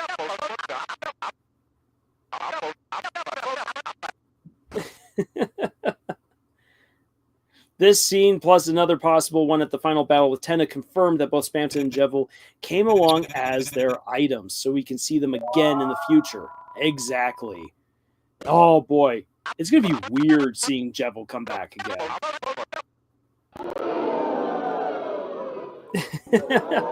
A shame. Who knew Tenna was into this stuff? Gross. Yeah. So I saved one. Well, what's the big deal? Everyone does it. Don't act like you've never had one. Come on. There's graffiti here. The TV dinners, I've seen what they put in them. The TV dinners are great and healthy. The white nose ice cream cones. There's so many to cycle from. In Tenna's wardrobe supply, he's grinding them up, feeding it to us. What people? Is he grinding up people? Oh no, LOL, it's not people, it's just me.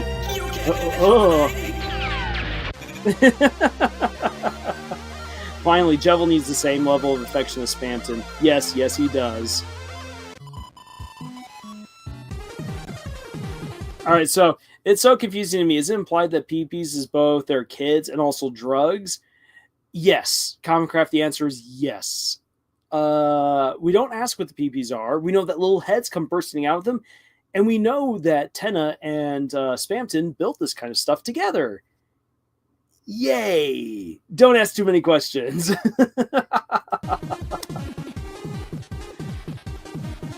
Little island of love. So, the Tropic of Love.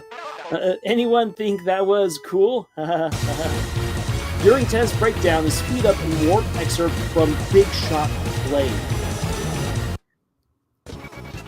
So I'm happy I came across this video because I did not realize what the song was that Chris is supposed to play at this point. And now Tenna's reaction makes way more sense. Tenna took the kids in the divorce. Just took one of them, because when you fight against Spamton in Chapter 2, there's way more that come. Oh man, imagine just being the one kid. Daddy just wanted the one kid. But yeah, so the rest of the video is showing how the theme, how there's a particular leitmotif that runs through both of Tenna and Spamtenna's scenes, which is pretty cool to listen to. So I'll let you guys, again, the link to the original video is in this live stream's description, so you can go and you can check it out on your own. But coming back to it, I really like how Toby brings these two characters together, and how Toby's able to show that even in a game where it's all about making friends, that's what Toby has said from the very beginning, that you can, even in that environment, still have very toxic relationships, and that sometimes it doesn't work out. And if it doesn't work out, well, what's the reasons for that? Toby doesn't throw this in your face. This is something that you are rewarded for by looking for it. And by looking for it, you can then have those experiences with the story, with these characters, and learn far more about them. And so what we really learn by the end of chapter 3, like I already talked about it in my review for chapter 3, in my analysis, Tenna is a character who's gone through just incredible loneliness. And we're supposed to help him out in chapter 3.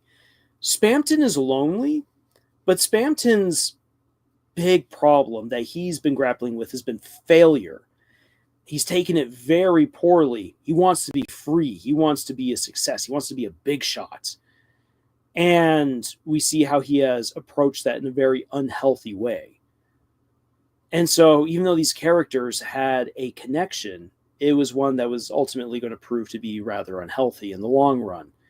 And it goes to show that if you want to become friends with everyone, there's certain things that you yourself probably need to get over in order for it to all, well, work out.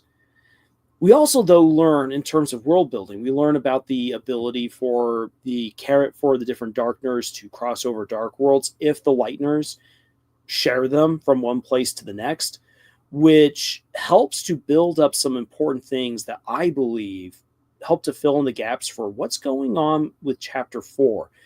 There's a lot of crazy stuff going on in chapter 4, and it's going to be fun to talk about that later. But so this chapter helps to give us the foundation, the relationship, especially between Tenna and Spamton, helps us to better understand the relationship between Darkners from different worlds. The history that they have, it's far more complex, nuanced, and interconnected. And we get to see that played out in a far more healthy way as we spare and recruit Darkners throughout all of the Dark Worlds and bring them back over to Ralse's town, and we just get to see the positivity that's there. So it goes to show that despite how things went really poorly for Tenna and Spamton, that doesn't need to be the case if you establish a firm friendship between everyone along the way. They split the leitmotif in the divorce. Oh, I love that. Very, very well put.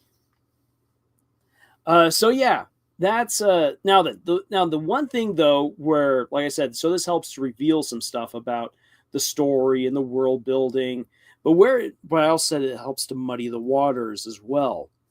Where it muddies the waters is that it really emphasizes that there's been someone messing around with the Darkners for a while. Now, it could be Gaster, it could be Friend, it could be someone else. We know that the Knight is a more recent addition to the mosaic of power players within the prophecy and within the plot of Deltarune. But at some point, things started going very dark and very far south really, really quickly. My personal belief, though I don't have any evidence for this as of yet, hence the muddying of the waters, is that everything went south. The phone call happened, the split happened when, and I also think that Jevil was made to go insane when Des disappeared. When Des disappeared, darkness truly entered into the Dark Worlds. Someone told Jevil that it was all just a game and broke his mind. Someone called Spamtenna made him freak out, breaking him and Tenna up, setting them on the paths that we then get to meet them in chapters 2 and 3. And that's what I think. I think it all happened then when Des disappeared. When Des disappeared, that is when all these horrible things started happening in rapid succession, tearing Chris and Noelle's world apart. Now, Vince asks, what's your favorite Deltarune character so far? Mine is Chris. Chris is a great character. I also love Chris. I also love Susie. I think that Susie and Chris are my favorite characters, with Ralsei being right behind them. Hold on a sec here. I've got a cat destroying stuff. Honey, out. All right. Mischievous cat. Okay. Concrete says, hey, Lars, I wonder what would happen if a person tried to talk and make a request of the Darkners in a room shortly before creating a fountain. What do you think? That is an excellent question. And Vince, I don't know why you've got a crown. Enjoy the crown while you have it. I think, Comcraft, that depending on the relationship that you have with the things in that room beforehand, that it could turn out to be really well, or you're just going to have a very peculiar dark world. Who knows? It just occurred to me, apparently Noelle is Spamtenna's first customer and sent gifts to her. Maybe once Des disappeared, Noelle stopped responding to him entirely, and it possibly really got to him. I like that idea right there, Commoncraft. Okay, so us English people, Google, so US English people. Okay, so US English people, Google highlight correction accepts both crystal and crystal as words. That is very interesting. That is very interesting. Huh. All right. So let's round things off for tonight because it's after 10 o'clock where I am at. And I still have other things I got to do today or tonight before I finally conk on out.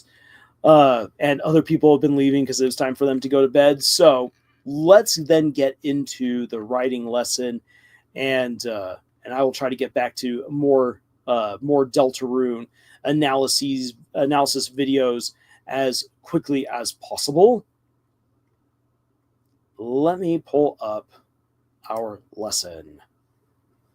Sticking to your project and finishing it. Again, as a TV account requested, this is our topic for the lesson tonight. I really, really wish that I could have the GIF working of Susie right here, because together it's just absolutely perfect. However, StreamYard refused to upload a typical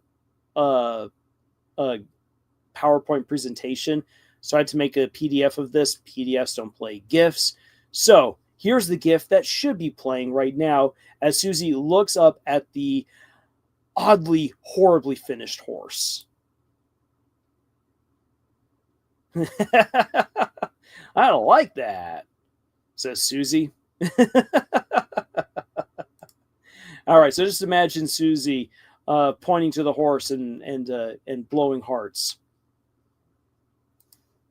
All right, so our goal for tonight for the writing lesson is this: learn how to stick to your creative project and see it through to the very end.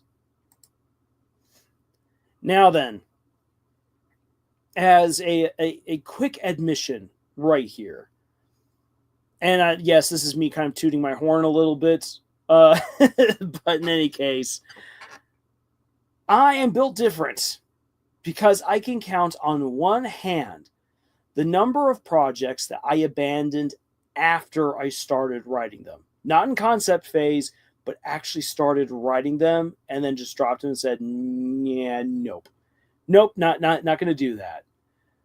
I can count them all on one hand because to me, it's just personally really weird to just not finish something. It's very difficult to conceive, at least for me, of just simply throwing in the towel because I'm a stubborn guy. And stubbornness can sometimes be very helpful in finishing a story, but telling people to be stubborn and just stick it out doesn't always work. It's not a solution in and of itself. And you guys will not be me, and I will not be you. And that's absolutely fine. That's okay. It should be that way. Diversity is great. But what you do need is a strategy of determination, accountability, and a means of not burning yourself out. If you can combine those three things together in a workable strategy, you will be better positioned to actually finish your creative projects. Hey, yay, I'll be me. Exactly, Bobby. I want you to be you. And now it says working on episodes 3 and 4 for Genesis, mainly 3. Awesome. Great to hear that you're working on your project, I'm Omega. Now, again, the reason why I bring that up is that because like so I'll just be honest, my stubbornness allowed me to kind of push things through when it came to writing my first few stories. But I learned as I started becoming more overwhelmed with my own ideas that I needed a better way of approaching it. And so this is what I came up with. This is a game plan, and it's a game plan that I feel would actually work for just about anyone. So begin with the end in mind. That's your first step. Step number 2, get to know your writing capabilities. Step number 3, draw up a writing schedule. Step number 4, report weekly on your progress. And step 5, finish. Actually finish your work. So here's your step 1. Begin with the end in mind. I want you guys to right now take a little step back, and I want you to think about your stories. How do you want it to look when it's done? What will the page count be, or the word count, or the episode count? How many books? How many episodes? How many seasons? What should it look like when it's finished? What is its final form? So, for instance, let me describe how I want my book Whitefire to look. This is the one that I've been working on now for years and have been making only just such incremental progress. Whitefire will be at least 350,000 words long. That is a monstrous book. 350,000 words, at least. I want for there, in this book, to be maps. I want beautiful illustrations of dragons, of the characters, of the landscapes. If possible, I would love to get someone to illustrate just these beautiful snow-capped mountains after a very fresh, wintry storm, a wintry storm that hits the party right after a failed attempt to rescue the dragon princess Silandria. I want that to be an image. And if I could get this book bound in leather, that would be amazing. It'd be so great. It would be a beautiful, thick, dense, beautifully artistic book. That is Whitefire in its final form. So I want you guys to think about what your story is meant to look like. What kind of a comic book is it supposed to look like? What kind of a show? What kind of a game? What kind of a book? What kind of a short story? What kind of a movie? What does it look like to you? The reason why I want you to honestly think about this. This is not just me saying, oh, imagine if. No, I mean it. What does it look like? Because by having these answers, you already know the amount of work that you need to put in to make this happen. If I want to have a 350,000 word book, that means especially let's say I want to get this done in a year, at least the first draft, I have to write at least 1,000. I have to write 1,000 words each day of the year. That's a lot of writing. On top of that, I need to make sure I can get the artists for all of my work, which means I need to find a good artist. I need to know how many art pieces I can get, what I can afford, and so forth. How am I going to make it the beautiful leather-bound book that I foresee? Does this mean I'm going to have to shell out a lot more of my own money to work independently, or can I possibly get some established publishing house to buy into my insane idea and take up the project and help work to make this dream a reality, and not just simply make it a cheap paperback book that they're only going to make like 20 copies of? How do I make that book a reality? So suddenly I'm now left with a lot to work on. Oh, Commoncraft's got to go. Sorry, Commoncraft. Your phone's about to die, but don't worry. This will still be up. Hopefully it won't get brought down like the last live stream, and you can then come back and see this again. Master, oh, haha, I see why I have drafted the final chapter of Project Garcharm. Well, excellent. It can seem easy to end at the villain's gone, but there's a reason various works, even with that ending, don't all end the same. But in any case, it's not just simply, oh, well, how should my story end? Again, it's what does your ultimate story as the complete package look like?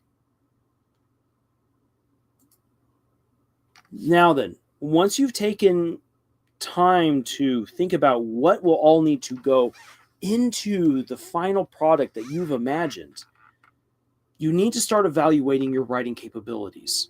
Now, this is where things get tricky, and no, I do not accept excuses.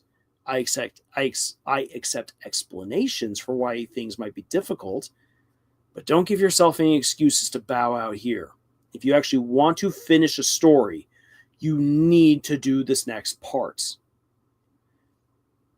You need to take at least a month evaluating your work ethic.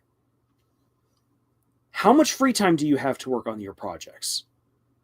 What do you do with your free time when you're not working on your projects? What happens when you write? How much can you write in one sitting? How much can you write in a long sitting? In a short sitting? What inspires you? What distracts you? What happens when you set aside an afternoon to write and then you got to do chores, or you get called into work, or the car breaks down and now you got to work on it? How do you deal with disappointments? What is it like when you set goals? How do you try to reach those goals? What happens when you fail at those goals? What happens when you succeed? You need to take in all of this, which is why it takes a month at least to do this, where you're spending as much time as you possibly can writing and creating, where you're evaluating how well you do, how much you can do. You need to know. And the reason why I say that you need to know is because, especially if you're going to be writing a book, you need to know what you can do, for instance, like in an hour. Some people can only write like 500 words, maybe 1,000 words in an hour. Other people, like if I am really on my game, I can hit 2,000 words in an hour. But I've been off my game a lot this year. I have not been doing too well at that. So I have actually, as I've been planning to write my stories throughout the rest of this year, I have actually readjusted because I know I'm not on my game. So I'm writing less, and therefore I need to appropriately approach each writing day with that in mind. That I'm not going to be able to crank out 4,000 words in 2 hours. Maybe I can do 2,000 words in 2 hours if I'm lucky. And that's okay. Because for other people, maybe they're just trying to shoot for 500 words. You need to know where your writing capabilities are at. If you don't know, you cannot succeed. I'm going to stress that. You cannot succeed unless you know what your capabilities are. And that's not just how fast you write or how well you write. That is the job that you have, time you spend with family and friends, with what kinds of other hobbies do you engage in? What else do you do with your free time? How much free time do you even have? Those things all matter in figuring out your writing capacity.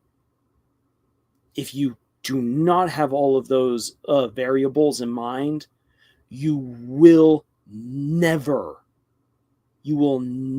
be able to sustain a healthy and strong writing regimen that will help you finish your story.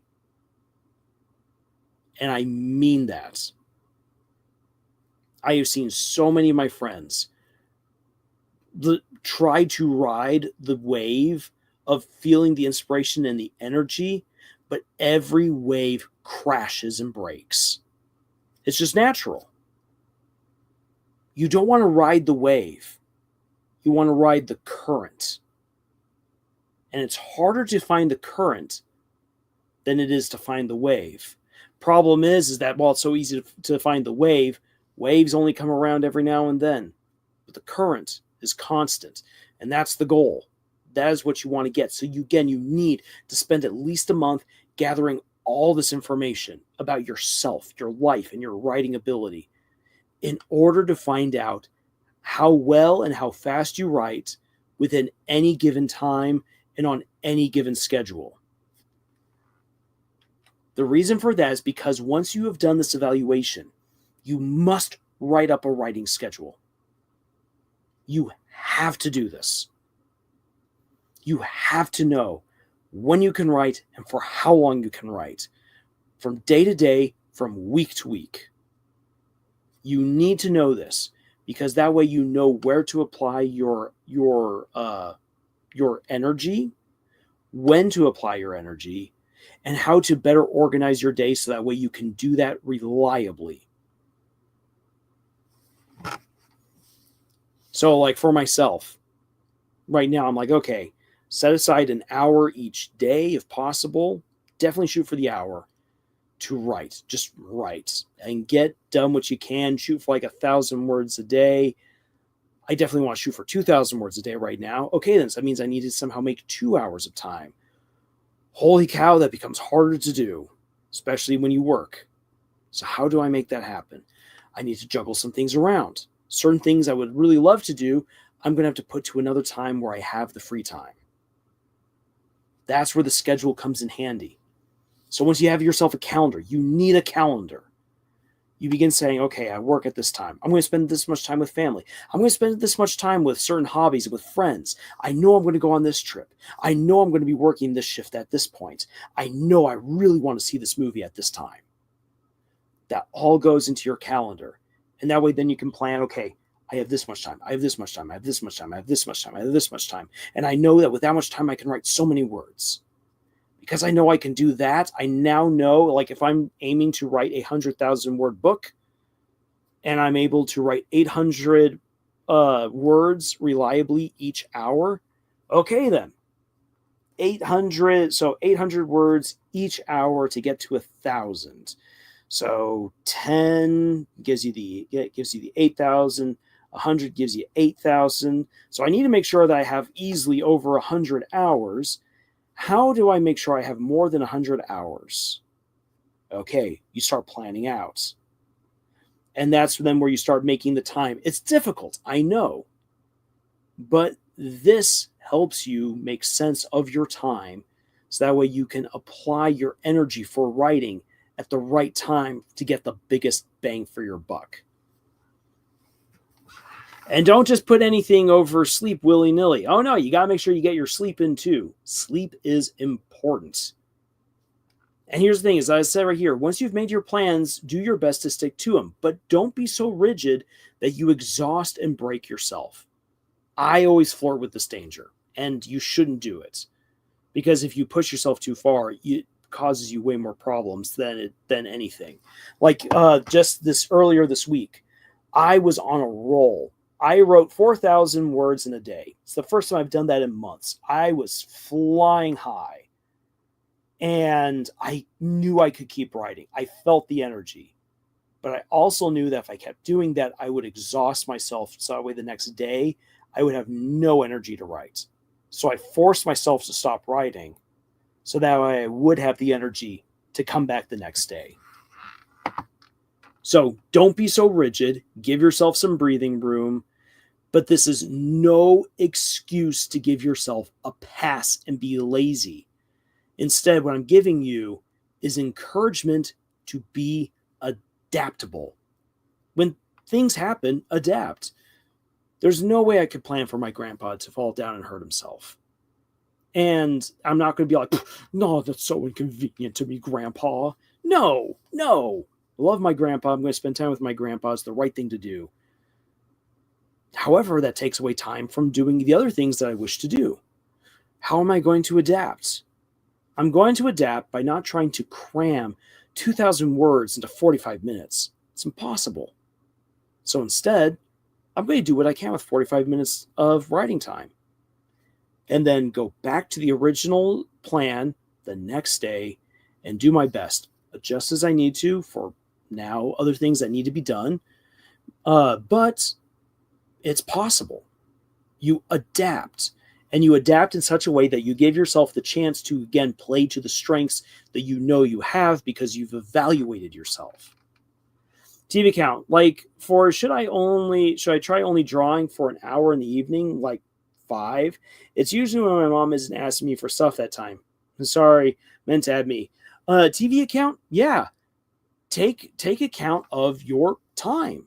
When you know you've got free time and how much time you have, and then say, okay, at this time, I'm going to do so much drawing or so much writing. And make the most of that time. And when you make the most of that time, even if it's limited, it makes a difference. Here's the thing is that those half hours, 45 minutes, or hours may not feel like a whole lot, but it adds up. Remember I said, if you're someone who can only write like 800 words in an hour, that's totally fine. Because if you can somehow then put in 100 hours throughout the year, that's 80,000 words. And that's more than most people ever get around to writing.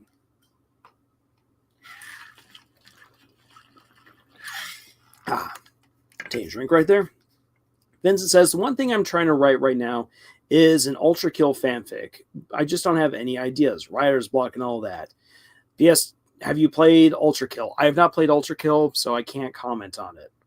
But Vincent, this is honestly my advice for beating writer's block.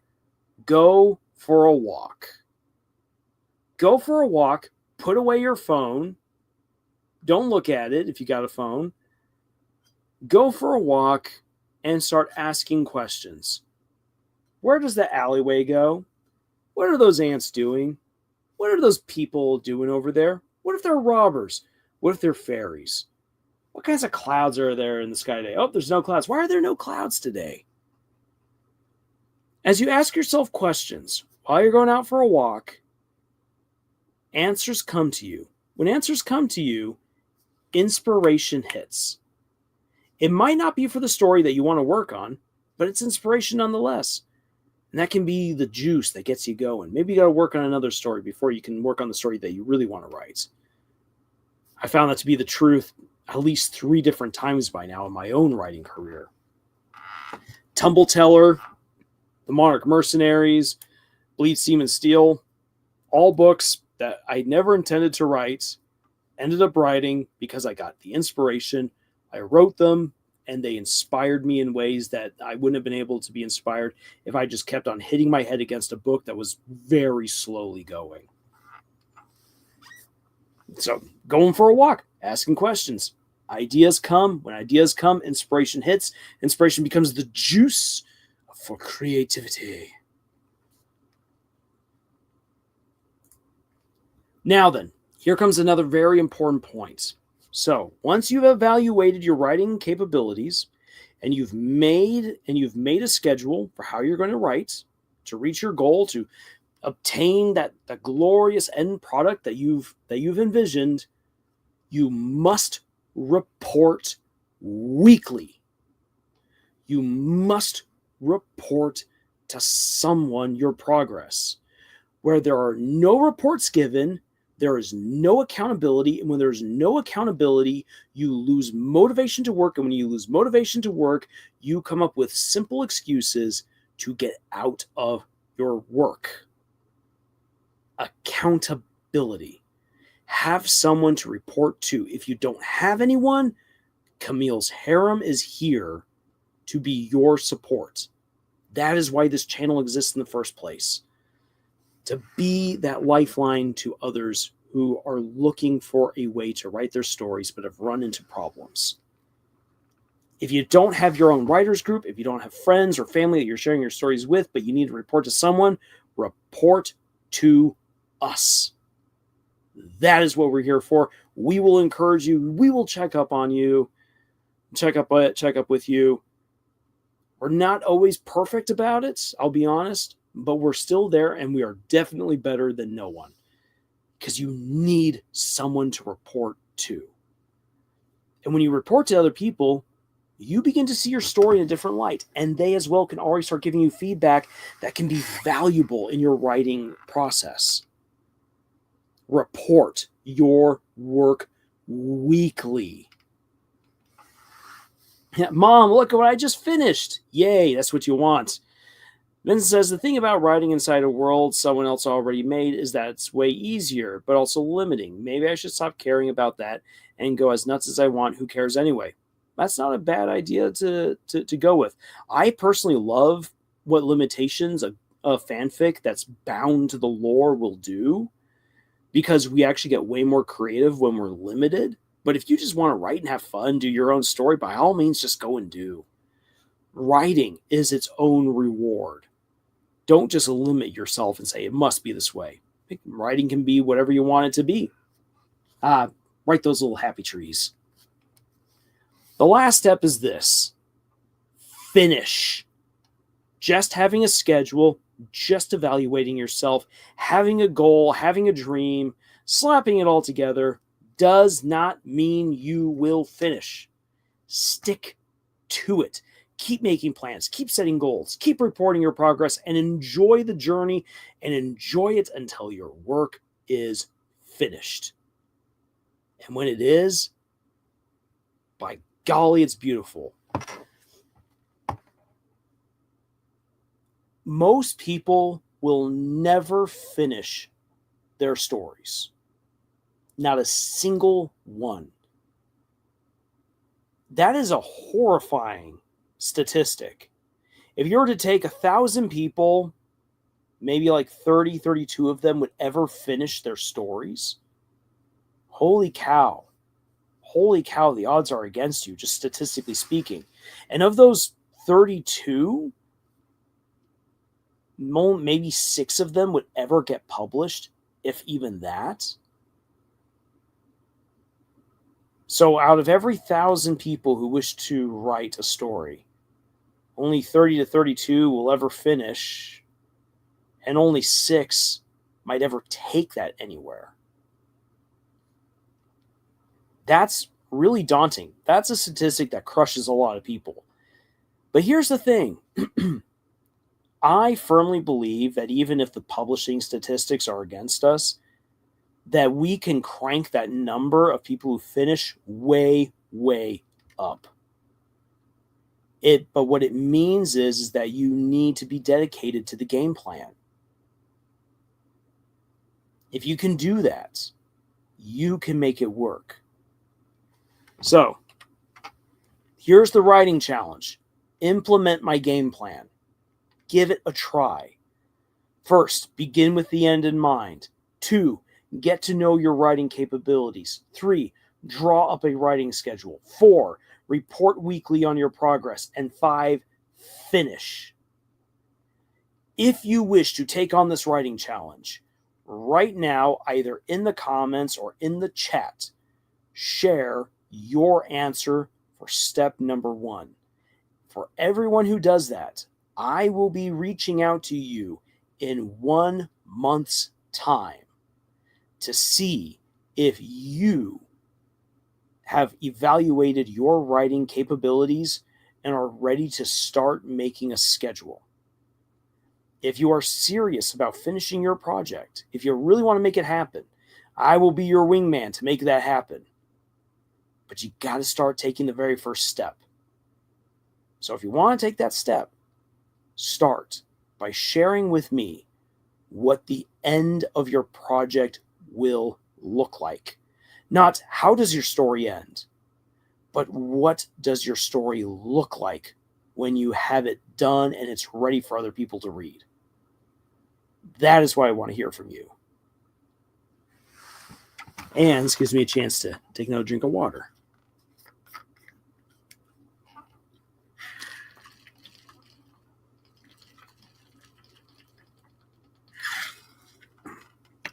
Good water.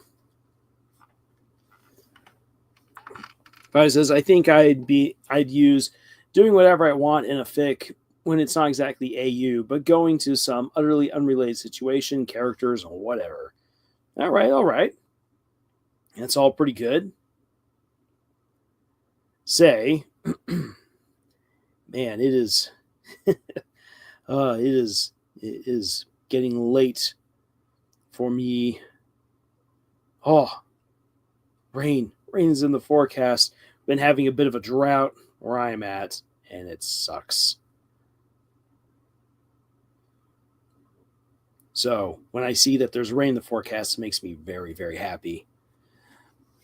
My Omega says, hey, if you get something out, it's one step closer to glitch. Exactly. T account says, I've got this pretty basic ending. It's not anything glamorous, so it's mostly just the two heroes working together and joining forces. Okay, TV account, but what does your story look like? Are you trying to write up a comic? Are you trying to get a book published? Are you trying to make a show? That's what I want to know. TV account. Vincent Vano says, I will bend the rules, but just a little. Enough that anyone who's familiar with the world can say, yeah, I can kind of see that happening. Common Craft is back. Did I just come back in time for the end? Yeah, pretty much Common Craft. But hey, welcome back. Say, I will share with you guys another project of mine how I envision it. Miss Ventures. I want Miss Ventures to actually not be so much like one of these, later on, I would love for it to be a book series or at least a giant book. But initially, I actually wanted to be a web series with fantastic art in the style of Don Bluth's Secret of Nim. Imagine Secret of Nim meets Redwall.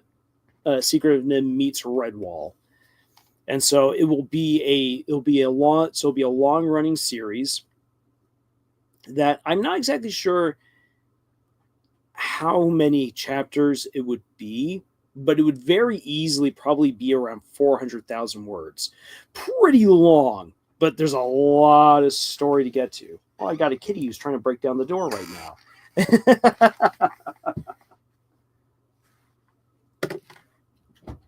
Can I help you, Daisy? The cat is in. But yeah, so probably around 400,000 words. At least 2 illustrations, if possible. Oh man, that'd be so expensive. But probably 2 illustrations for every chapter, and just yeah, have it just be a long web series. That would then mean I have to also create my own website to house it.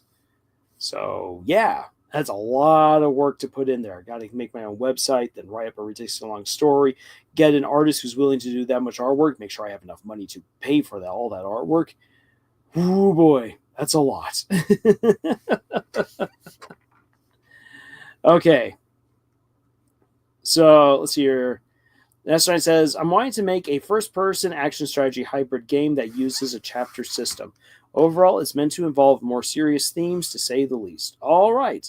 So, Master Knight, I'll be checking up with you in a month to see how you've evaluated your writing capabilities.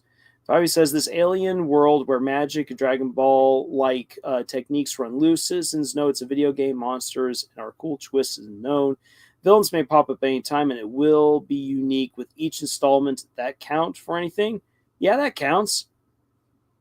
TV counts. Also, I have a question.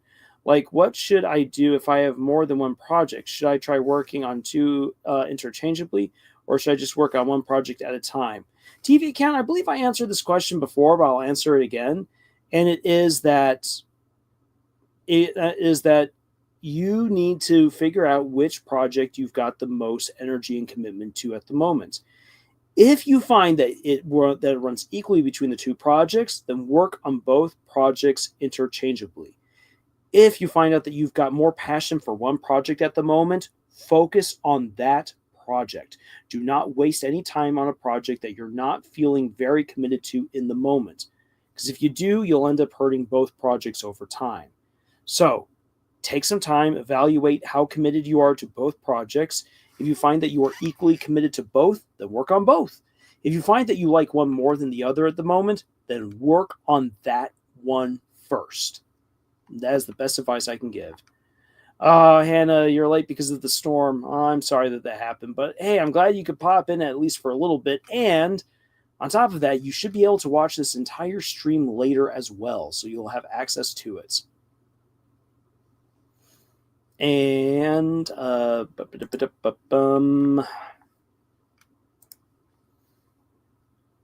let's see here. Probably says, I feel I'm a bit far from the first step, but it seems ever approaching and may arrive earlier than we expect. All right. Master Knight says, well, I'm having trouble getting anywhere when I am on a $2K a month income and underwhelming support system. Well, Master Knight, at least work on what you can. Because, yeah. And again, you will find, like, the whole evaluating your capabilities is all about figuring out, okay, so what time do I have? What are my resources? What skills do I need to develop? What skills do I currently have? You can do it. Again, no excuses, just explanations. Funny question. Favorite villain ever? You know what? One of my favorite villains ever is Sauron from The Lord of the Rings, and that's because everyone always knows him just by what you see in the movies, but book Sauron is way more intimidating and deadly. And so the juxtaposition just makes him a really fun villain in my eyes. Though Bowler Hat Guy is a go-to favorite for just how funny he is from Meet the Robinsons. And let's see here. Taravangian is definitely one of my favorites. Oh man, he's such a lovable bastard. He's a guy that you love to hate and hate to love at the same time. Taravangian's from the Stormlight Archive. Comcraft, one of the ideas I had was a portal fantasy. The MC wants to go back home, but achieving that would mean retirement and basically depriving the world of a hero and the rest of the group he's a part of. We're characters who grew up looking forward to becoming heroes, so the MC wanting to leave causes drama. Okay, awesome. So you have an idea right there, but what does that story look like in its final form? Not just the plot, but the story itself. Like when you pick up the book or when you open up the webpage or whatever. What does it look like? Isekai, but you can go home. Hey, that's like the Legend of the Ten Lords. One scene that I want to pin down is one where the villain schemes create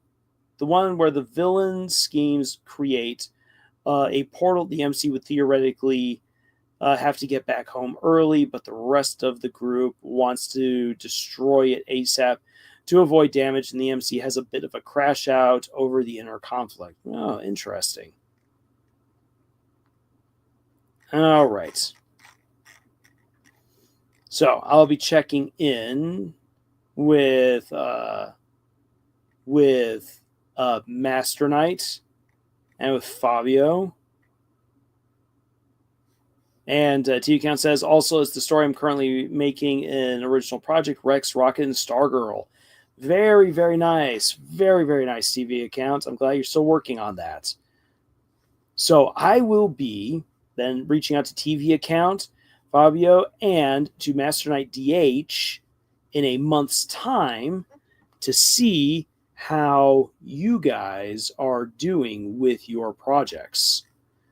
Have you properly evaluated? Are you ready to start writing up your schedules? I will be the one that you will be answerable to. Fabio, I thought at times how going back home after an isekai would mean abandoning the world affected by you being isekai there. Yeah. Hannah asks, is this a video of how to write endings? No, Hannah, it's not a video on how to write endings. It is a video on how to help yourself finish your projects. Vincent says, does my fanfic count as a project? It does. If that's what you really want to write, then by all means. Saying I will begin writing this down. My pen right here suddenly giving out.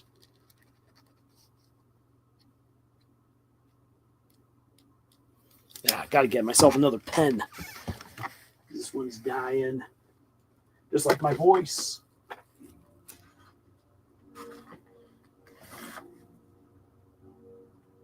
All right, there we go. Haha. All right, so we can count in Vincent. Very good. And Hannah, when you have the chance to go back through and watch through the lesson, if you wish to also have me check in on your work, then by all means reach on out to me. So we got Vincent, we got Fabio,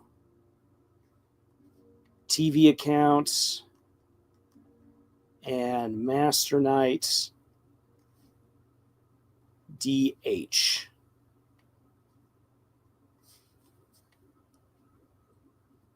Say check on in a month about writing capacity. So remember, take the next month, write, create, evaluate yourself, see how you're doing, how you're going, and find out what you can do with the skills that you have, how you can acquire more skills, what is a reliable strategy, reliable goals and times that you can set for yourself, so that way you can then start making an actual game plan for how you're going to finish your stories. Omega says, I got several projects, though I'm hoping to get episode partway done this year. Most excellent. Vincent, I'm going to write a story of an angel and a robot travel through hell to find a MacGuffin to save the world. Fantastic. Hannah, oh yeah, I need to show you that I'm doing both projects. Yep, Concraft, one of the many ideas of my Portal Fantasy story was playing a bit with some isekai tropes, like the MC has abilities based on one of the TTRPG characters he made, but he cannot check his character sheet. And, typing up what I like can help. And Concraft says, it has to make guesses on which character he got abilities from that he made and stuff like that. Okay, well, I hope that you're able to organize that even more and know not just simply MC character, but start having names and personalities and the likes that goes along with those ideas. Because ideas are easy enough to come up with. It's putting them into practice where it begins to get hard, but where the most fun is truly at. So, with all that being said, I got to get around to doing other things because it's about 11 o'clock where I am at. It is late and I can feel my voice going. So sorry, guys, I'm going to have to end it there.